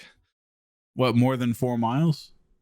I don't know. Just maybe something a little easier. What's wrong? A little with easier you? to track. I don't know, dude. I got a lot of problems. Yeah. Life's complicated. I feel like 4 miles is more than any man needs to move in an entire lifetime. Yeah, that's you know. Well, we probably did sit a mile in your shoes. No, we did like 10 we miles. probably did like 10 miles just in a little circle. Yeah. We just kept going back and forth. You smell what I'm saying. Yeah. Picking up what I'm putting You smell down. the rocks cooking. Yeah. Exactly. You know what's funny is our last minute decision to go to Boise was because New Hampshire had was prone to inclement weather. Yeah, they were like, whoa, like storms can roll in a minute over there. Well, good thing we got 10-day forecast and nothing but beautiful warm weather out there in Boise. Thanks, Stolt. Yeah. Ass. Well, we ordered all the tickets and everything, and then I think Bizzle Googled it and was like, holy shit, it's still like 30 degrees there. What the fuck? It's almost May. Which again did not serve us well because it was technically warmer, but then it just rained on us and then turned to like ice snow over the course of the night. It wasn't like stayed warm and rained and melted things. It was just sleeting and miserable. Yeah. But it was pretty. It was very pretty. The snow was great. The view was amazing. I'm glad Sam, a Florida man that doesn't get to experience much snow in life, got to see those beautiful I've only seen snow like 3 times in my entire life. Now you walked in it. That's why I went up the creek and then started looking for the trail and everything too. I just wanted to enjoy the beautiful wilderness. It was like a winter wonderland out there. That was one of the best moments in terms of visual, I think, is when we got up there and there was all that morning fog, and then you had just like that really gold. It looked like, Dark Souls graphics, because it's that overly contrast, blown out, gold light everywhere, and then where there isn't gold light, everything's kind of the pitch black silhouettes. And I'm glad you guys had fun up there while Bryan and I were worried sick. Yeah. And then when we got back to camp, Bryan was just sitting at the camp. He was really worried. He was freaking out. You heard our yodel, though. That was good. We yodeled. That was our signal to you guys that we were perfectly fine. By the way, hold on. I heard your yodel after I saw you walking down the hill towards me. Then you started yodeling at me. I'm like, yeah. You're like, yeah, lately. I'm like, yeah. But you heard the yodel. I did hear the yodel. Yeah, it almost caused an avalanche, but I heard you it. were at the bottom of the hill looking up like, oh, please stop yodeling. Yeah, and we found John Goodman's tracks up there, so I think it's understandable why we were pretty funny. Oh, that was weird, yeah. In retrospect, we found like some tracks like way up at the top near the mountain. After we found the trail later that afternoon, I didn't think about this. Those tracks, like, we're like, oh, the trail has to be here somewhere. There's human tracks. That guy was just as fucking lost. He was fucking lost. Yeah. These tracks are up there in the middle of nowhere. He's like, where the hell am I? He was following like a game trail. We followed them until they turned around and we're like, yeah, great. We're turning around too. Like, that's clearly not the trail if we're following some dude who's just doubling back like 200 meters up the hill. Yeah. But to wrap this up, though, I do want to talk about the Airbnb, because in retrospect, it was the biggest piece of shit I've ever been to. Dude. Well, yeah, the guy didn't want us to make fun of him having sex with his sister, which was like, well, okay, what else are we supposed to do? That was weird. But also, he wanted us to have sex with his sister and him, which I was so down for. It was complicated. I was so horny that whole time. But yeah, the Airbnb microwave don't work. No TV. It was like a restaurant bar that then had like 3 cabins. Oh yeah, and he was like, "Yeah, restaurant's not open. We're working on it. Bar's not open either." It was such a scam. The water might poison you, but it might not. The well water is not. Yeah. You can't drink the water drinkable. Here. And I was like, ain't potable. You can try. Yeah. I was like, is this like camping? Like, this is supposed to be our retreat from the hike. Like, we still not had one the whole microwave camping. Didn't work, so we still just cooked our food with the gas. Yeah, we were still. Yeah.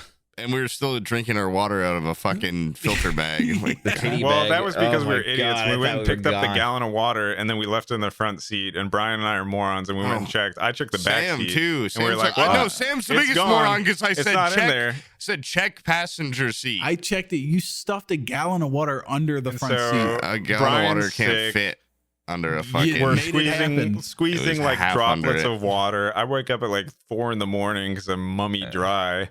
Come out there and sip some, and then in the morning when we get in the car, it's just like I open the door. I'm like, hey, there's just the fucking water. It's right here when I open the goddamn door, right where I said to check. And God, Bizzle and I's room was like 20 degrees hotter than somehow the open living room with the fucking 5 feet away. It had its own separate heating unit in it that I had to turn off in the middle of the night. Those two, by the way, like, slept in the same bed, and I was like, oh, so me and Bryan are gonna get this other bed.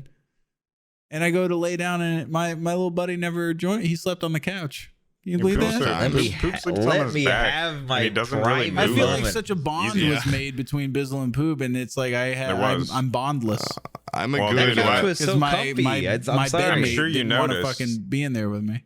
But by no coincidence, Poob's who I slept next to when we were in the tent.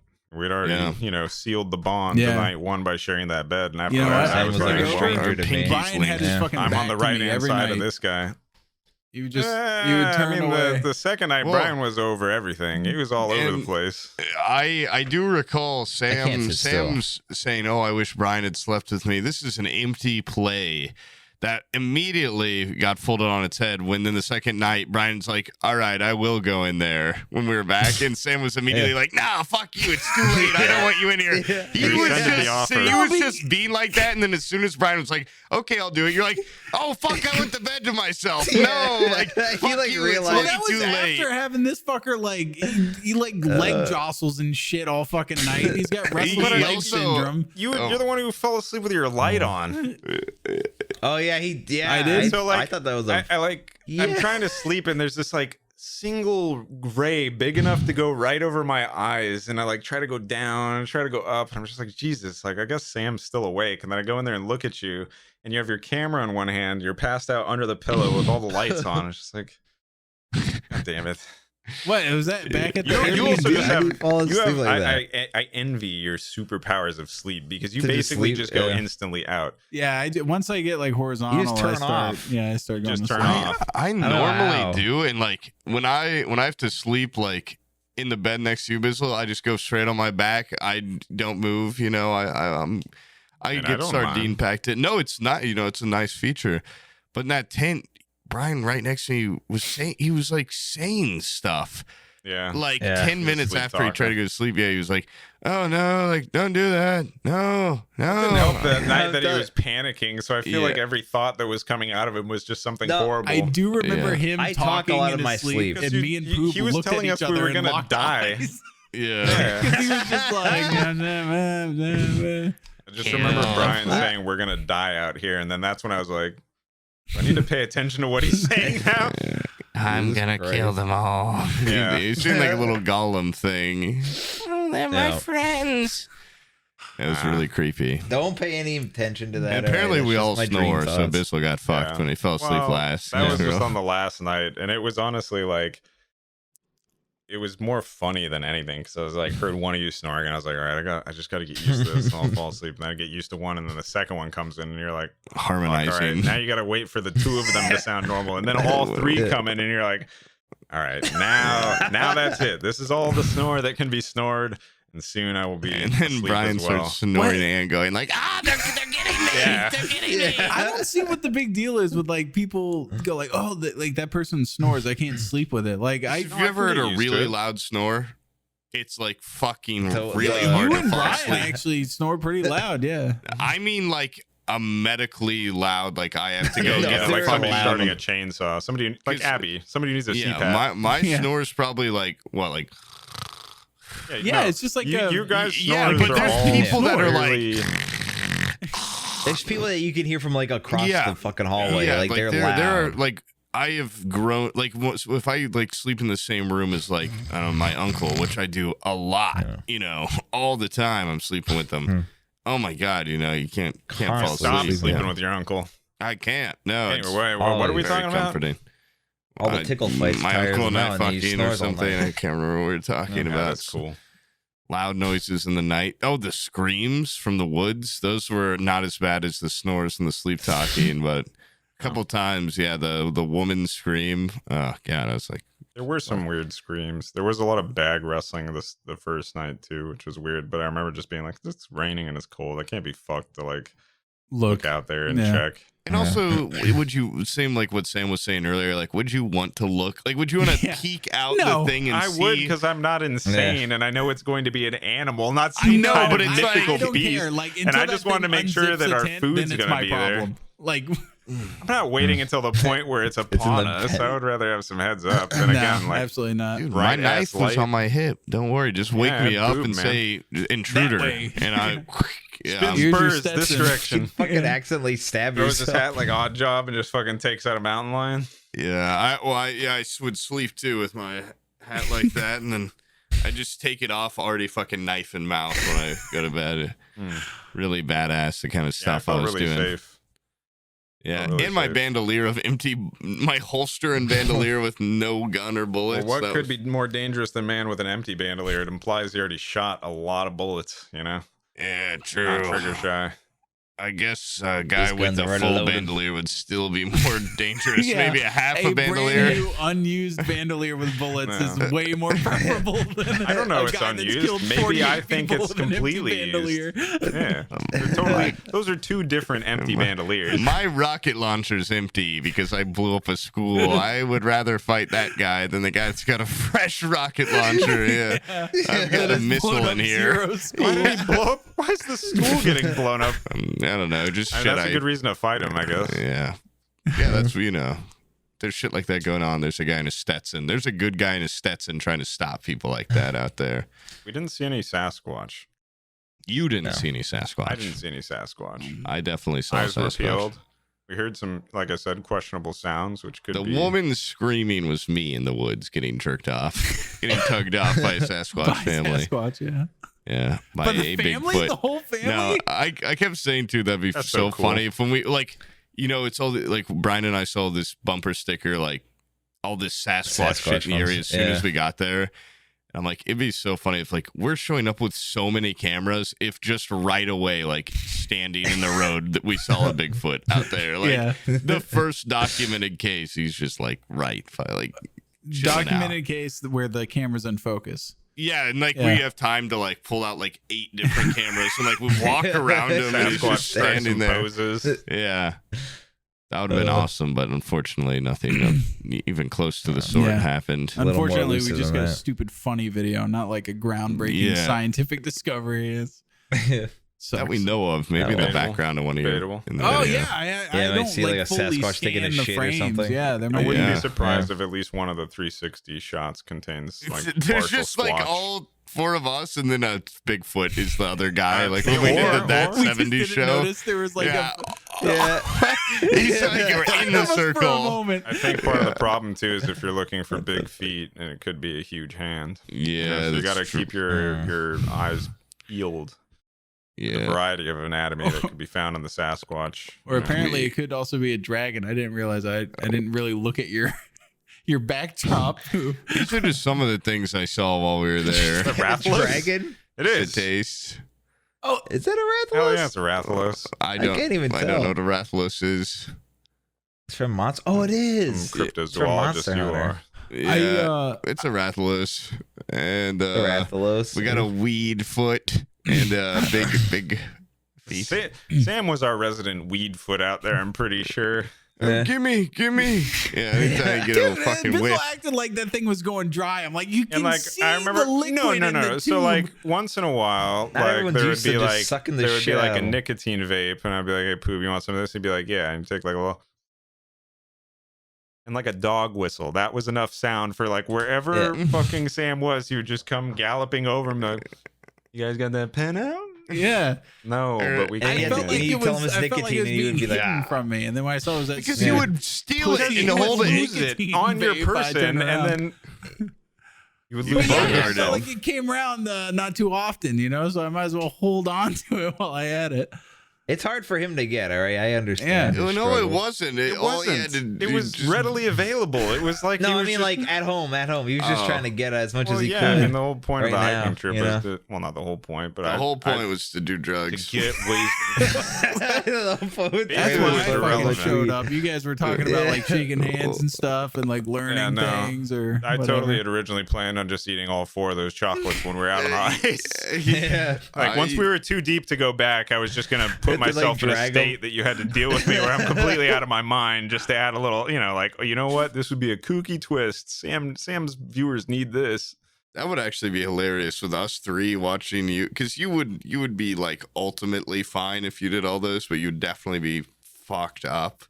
But that would be a lot more comfortable than. That's a lot too much to eat. But I mean, there's a threshold. You can only go so high with psilocybin. It doesn't matter. Like, no, you'd die.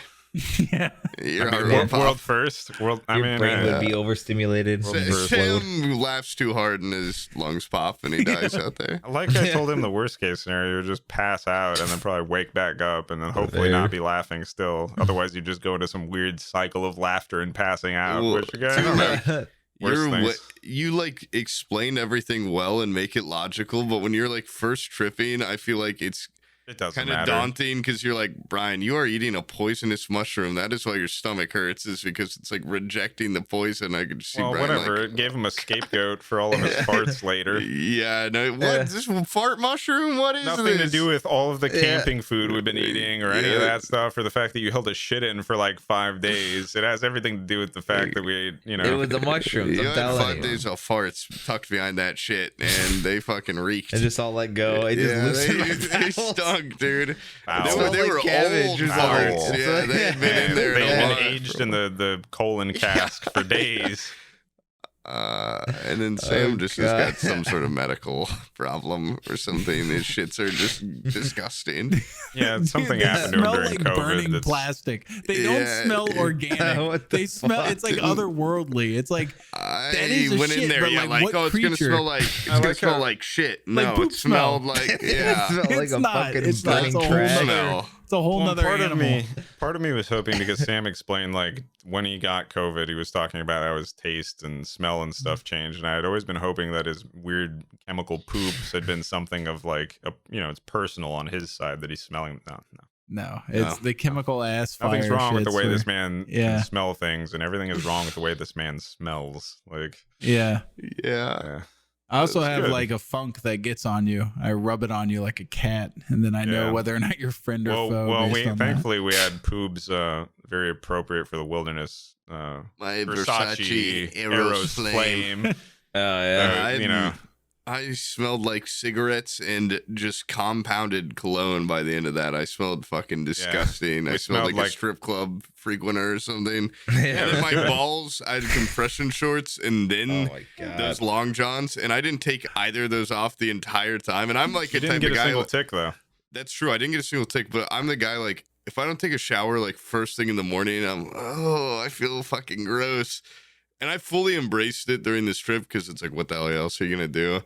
But when I took those off, it was like, Jesus Christ. Yeah, that shower back was something else. It felt good. Yeah, it felt very, I've never felt more fresh in my life than when I got out of that and put on clean clothes. That's the shitty part is like, I didn't pack fucking clothes. I didn't bring anything. Yeah. So I just had to shower, and then I got back in the fucking orange shorts and the shirt and everything. So you bathed me in the Eros Flame Versace, and I went to the airport. Good stuff. And I sat down in my plane seat and everything, and I was like, oh, like this is I smell fine. I kept doing like the check. I'm like, I smell fine. It's like there's definitely campfire mixed with this perfume or whatever, and then cologne. Sorry. And then when we landed the plane, when I went to go get up, I was just like, just like my ass a whiff of your smell. Just like it was like trapped in between my fucking asshole and the seat, and it was like a cloud. I was, and it was one of those tiny little planes, the little cigarette planes. Oh, gross. It was just like one seat on each thing. It's a cigarette. Yeah, I was like, oh fuck, dude! Everybody that's coming out of this plane is gonna walk through it. No. Another frontiersman's gonna sit down and go. Smells pretty good on this plane. Is that the trail and Eros Flame that I smell? Yeah. Smells like it's been cooking in somebody's gooch at a slow simmer for 2 days. Secondhand cigarette on this guy. Drum tobacco. Smells like it was packed by a spur. You know what's funny is I looked up drum, by the way, is for the people at home. That's the loose tobacco that they bought to roll cigarettes. I looked up drum reviews, and people like buy that shit from all over the world. They're like, I bought it. I had to wait for it to get shipped to Australia, but it's a great dark tobacco roast or whatever. What the fuck? What the hell? We were spilling it like trash. The guy at the gas station was like, I'm like, do you have any loose tobacco? No. Well, I do have drum. Like there's one pack left. Yeah. Like you just was gonna be like the worst dog shit. Yeah. Apparently it's like very well received. People love it. Oh, cool. Apparently not in Idaho. Yeah, in Idaho, not so much. Well, then again, at the like a little convenience store, they had the Idaho Spud, which is like their state candy bar. Bad, that chocolate, I think it was dog. I didn't think it was too bad, but I couldn't have eaten a full one right then. It was chocolate with mousse inside and peanuts or something. It was marshmallow mousse or something. It was not good. It looked like dog shit. It looked like dog shit and it tasted like dog shit. Candy? I don't know. We got all sorts of stuff. Oversized lollipop. No, I mean that's pretty good one. I'm looking it up right now. Indiana state candy's a whatchamacallit. Is it? Oh, no, but I want it to be. I love a whatchamacallit. Those are pretty cool. Yeah, and those are nostalgic to me from a little gas station here. So yeah, I'm pretty sure it is. You looking up Idaho Spud? I don't think they're. He's looking up the Florida official state. Cookies. I don't think so. That's what I'm saying. No, at least they have something. Right? Oh my god, the coconut patty is the. Oh, that's. Oh, what are you fucking? Never mind. Don't rules. Why don't you go ahead and shit on the spud from high atop your coconut patty? Coconut patty? That is so sad. People in glass houses, Sam. I know. Jesus Christ. Those things fucking suck. Thanks. Like I have like one of those old like early 2000s computer viruses that like change the web browser that you're using. Oh my God, I hate those. Were you downloading cursors again? Yeah, I was trying to download a fucking sick cursor and wallpaper pack, and there was only 7 kilobytes. I figured it replaced your fucking. That'll get you, dude. Yeah, I was like, don't be fooled. The compression rate isn't that good. It's not that good, man. I only have a 150 megabyte drive. Although that's a real lightweight virus you picked up. You should probably share that. Yeah, I've got room for the bigger ones. No, like when I go to like search something, it doesn't like indicate it's searching through Google. It's going through like some. Oh, does it take you to another web page? Yeah. Oh, I know you did. How the I know fuck what you fucking set did. something else as your default browser? No, you fucking did. You accept like notifications from some random ass website by accident? I don't know. Maybe the buttons are right next to each other. When you said like I know what you did, I know what you did because it makes me feel like you're about to drop some like there's only one website that does that, and it's questionableporn.com or something. I thought you were about to fucking That's get from me. Gay Porn Monthly. No, homepage has got to be moved. Yeah. No. I think it has to be an extension. I have a bunch of extensions. A lot of seniors get got by that. Yeah, they'll usually download either a wrong extension or they'll accept a notification. A notification. You got to be worried. Senior problems are Sam problems for the most part. Jesus Christ. There was a lot of arguing about him trying to wear or not wear the life alert when we stepped out. I did appreciate the fact that Abby, I guess obviously loves you, but before the trip started, I got a message from a mystery number, and apparently Abby had taken it upon herself to take Sam's phone, find Mr. Bizzle's phone number, then text me with a pleading message that I don't allow her husband to die because she was certain based on the prior camping trips that it was just an escalation of Sam like going through worse and worse shit. Yeah. And given that the last time was like hypothermia and diarrhea and vomiting, that this was surely going to be the death blow. So I had to give her the promise we'd get you back in one piece. The previous hiking trips was before I like used Google to look up what actual hikers do. Like before, like I was just like, yo, Zach, like, what should I bring? And my brother doesn't fucking know. He doesn't like, he's like, you don't need all that pussy shit. Good that you asked the other person who almost died on the trip with you what you should be bringing. Yeah. So like his first hiking trip, he went out with a like 10-pound pair of Red Wing, like the leather boots, like giant leather boots that would go halfway up your calf, like a pair of Doc Martens. And I'm like, looking back, I'm like, why the fuck did I ask him advice on what to bring? That guy's a fucking idiot. Next time I'm bringing less bits for the bag. I'm bringing more. Too many, yeah. I'm not going to bring zero, but I'm not going hiking without a nice hat like you had, because that shit just fit too well. Yeah. It was awesome. Yeah, like, how often do you have an excuse to wear a hat like that? Never. Maybe at this boxing match, maybe at that hiking trip. When else? I don't know, maybe my own wedding, maybe. Yeah. I mean, the 3 most important events in your life. Yeah. Right? Hiking, celebrity YouTube, boxing, and a wedding. Those are kind of all like Creator Clash. The second time I went hiking, there was a guy there that he was just a white dude, and he was just wearing the biggest rice hat I've ever seen in my life. And I thought at the time, I was like, that's fucking cool. Keeps the sun off of you. Plenty of like shade privacy if you're at the camp with a bunch of other people.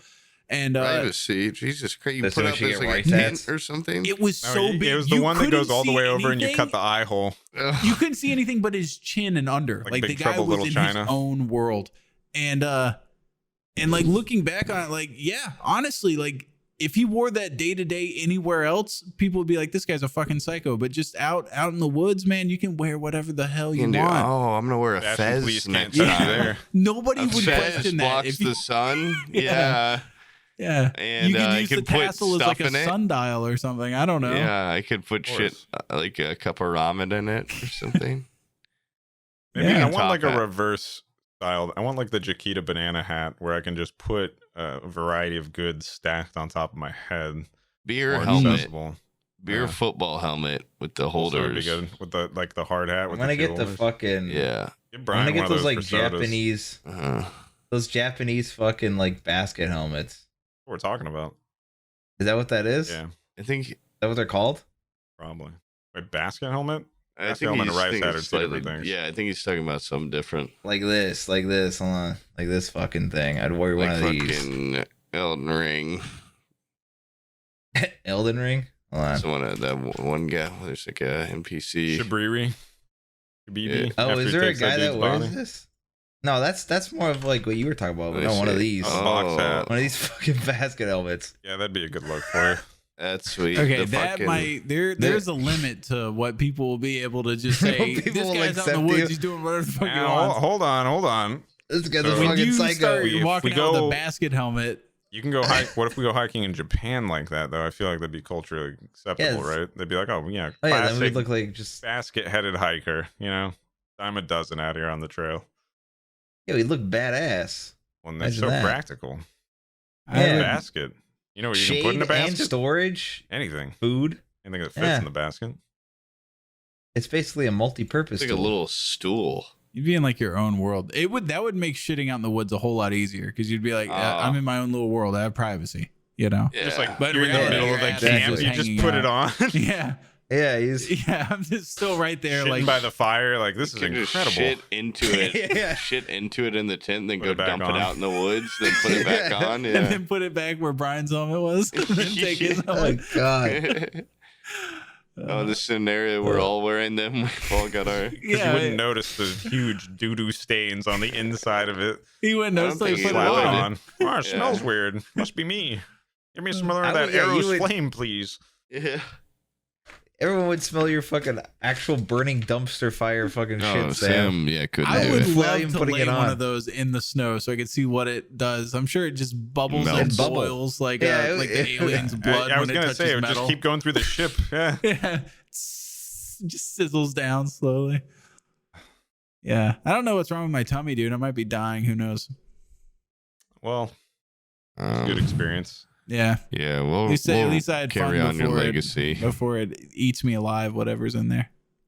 Yeah, that's good. An alien from the hike. It's going to pop out your stomach. Yeah. That's why my shit's been so green and gooey and gross. Great trip. Memorable trip. Definitely want to do one again.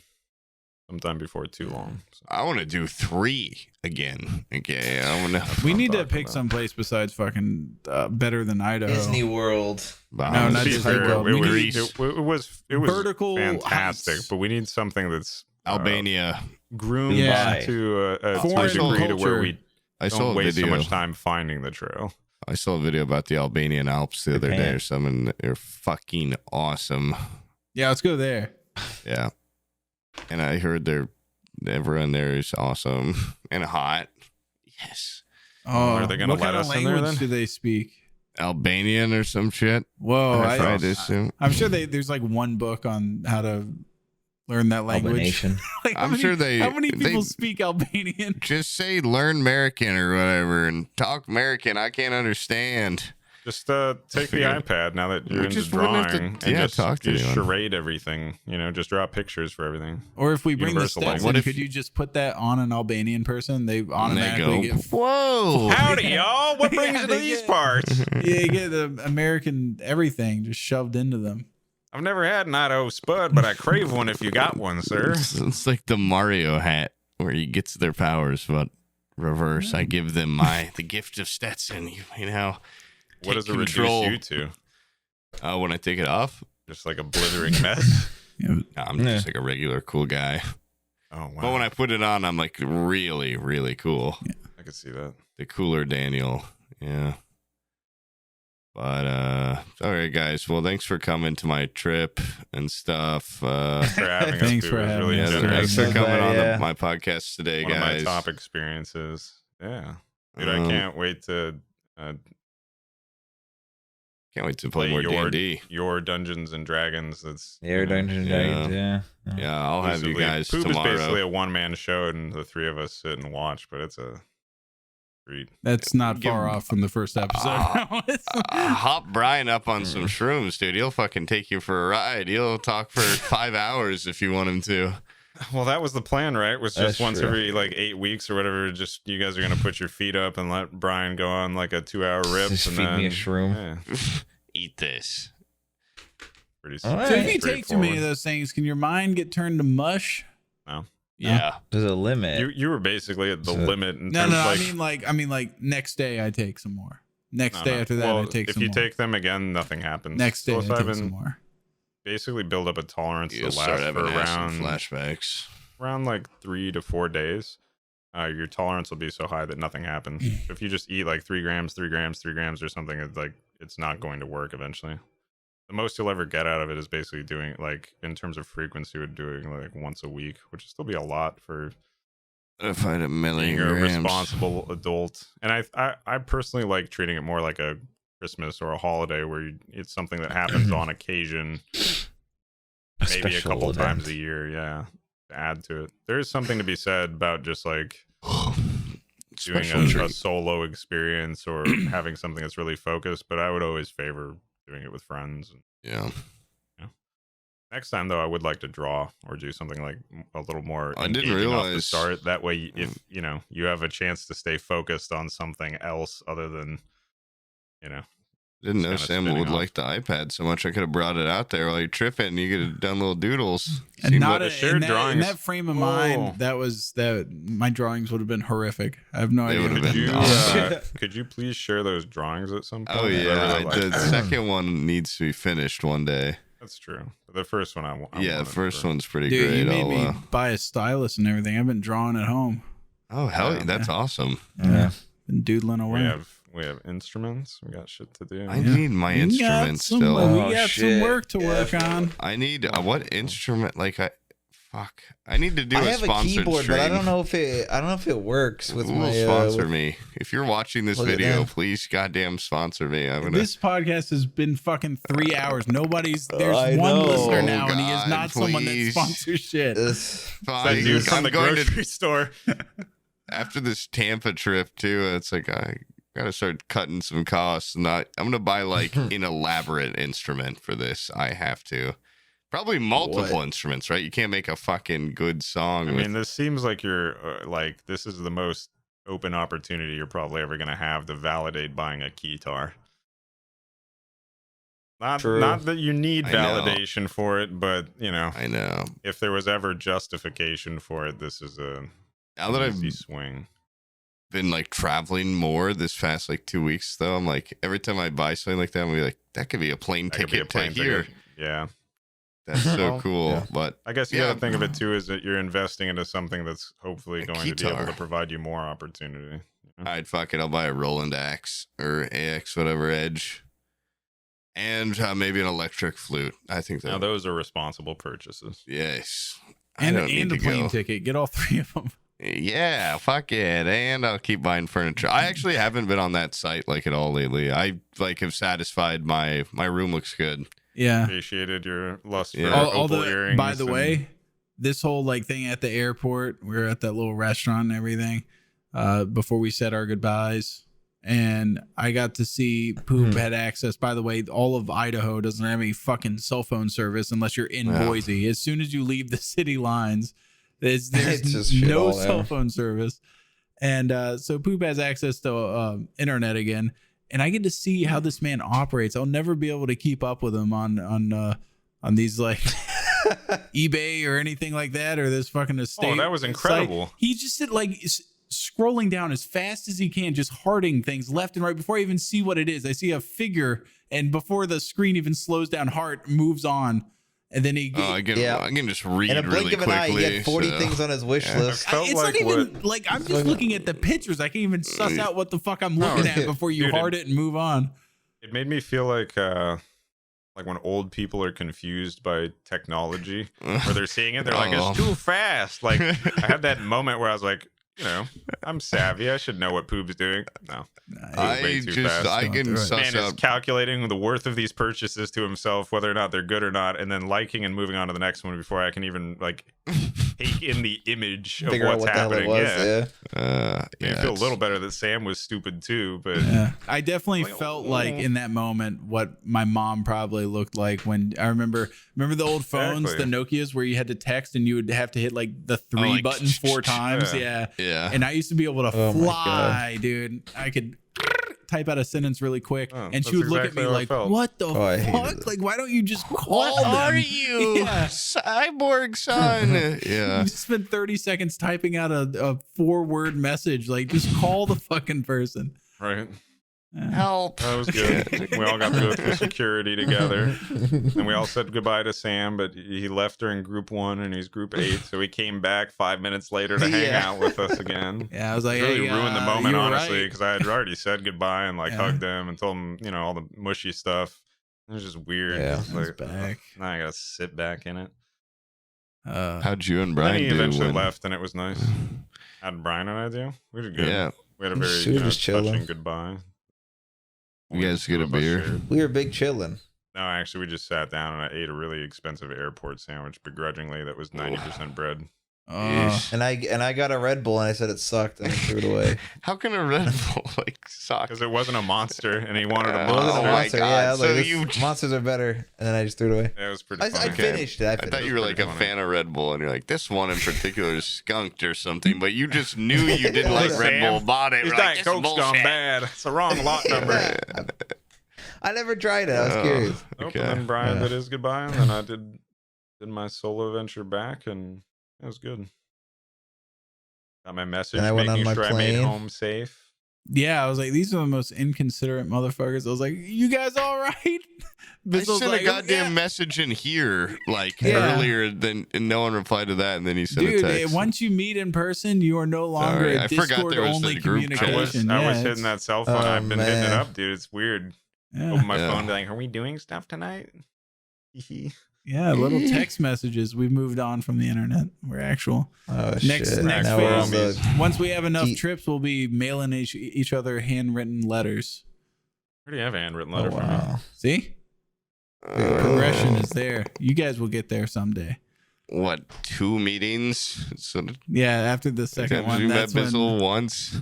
That's when the handwritten notes come in. Bizzle once, like 4 years ago, you're like, this is my fucking man. Like, we are good IRL friends. I met this guy one time at PAX. Like, I think you've known me longer, haven't you? Yeah, dude. Bond. I don't know. You bond. Yeah. People I'm cool with, I bond quickly with, and then people that I'm not cool with, I never really have anybody that grows on me. That's pretty rare. I don't know. It's good. Oh, I was making fun of Sam, not you. Oh, well then, resume. Yeah. Fuck you, Sam. You're dumb. Yeah, Sam, you suck. Hey, why does he have wireless headphones? He's never had those. Did he just like wireless headphones? Oh, they're wired. They're just very long. They're wired. All right. Yeah, I have see. It's handwritten.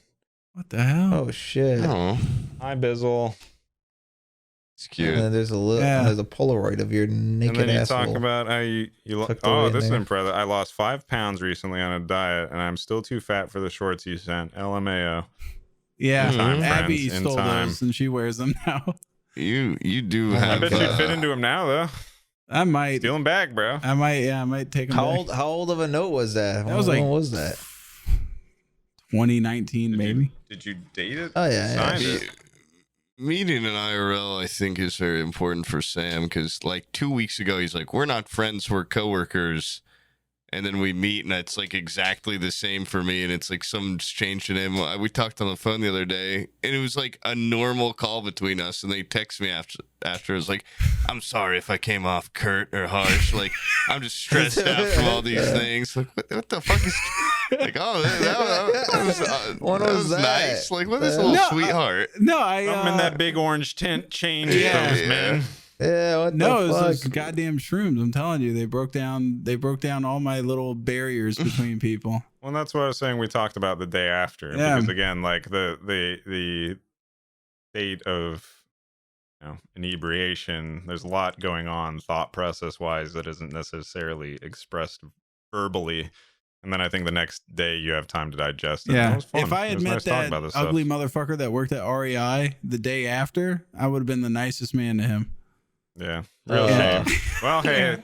but he met how goes pre-Shroom Sam. Everybody else, get ready. Sam is a real nice guy these days, but everybody else, you just got to put up with it. He had a reawakening. Yeah. But this is gonna be like Office Space, where it's gonna wear off over time. So you get like 3 days to talk to me, and then. Well, good. I want to raise. Hey, buddy. I've actually been meaning to talk to you about something. We can talk after the podcast, but as long as you're feeling nice, Something really important. I'm gonna be unavailable for the next couple of days. I kind of need to get those plane tickets to and from New York, so you want to help a brother out, that'd be cool. Crypto's not doing so well, so crypto has crashed. Well, and I told you my whole plan was like, I'm gonna sell this Ethereum and then get these plane tickets, and now that's a little tougher. So if you're still feeling like a nice guy, I'm still feeling generous. Yeah, we got some questions.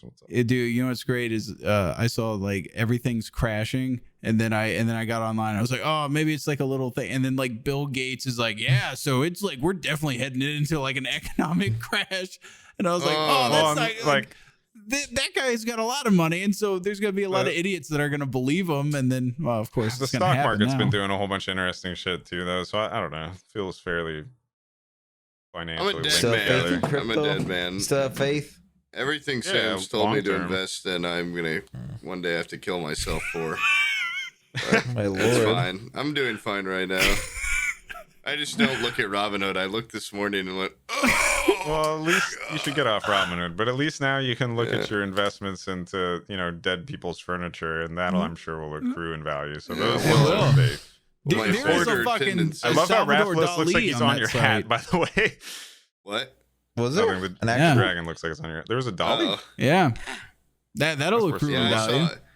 Yeah, there's been a couple like insane artist finds, and then most of the time they go for like insane costs though. You can just put up your own and start saying they're like Bosque or somebody who's like really abstract, and maybe nobody will challenge it.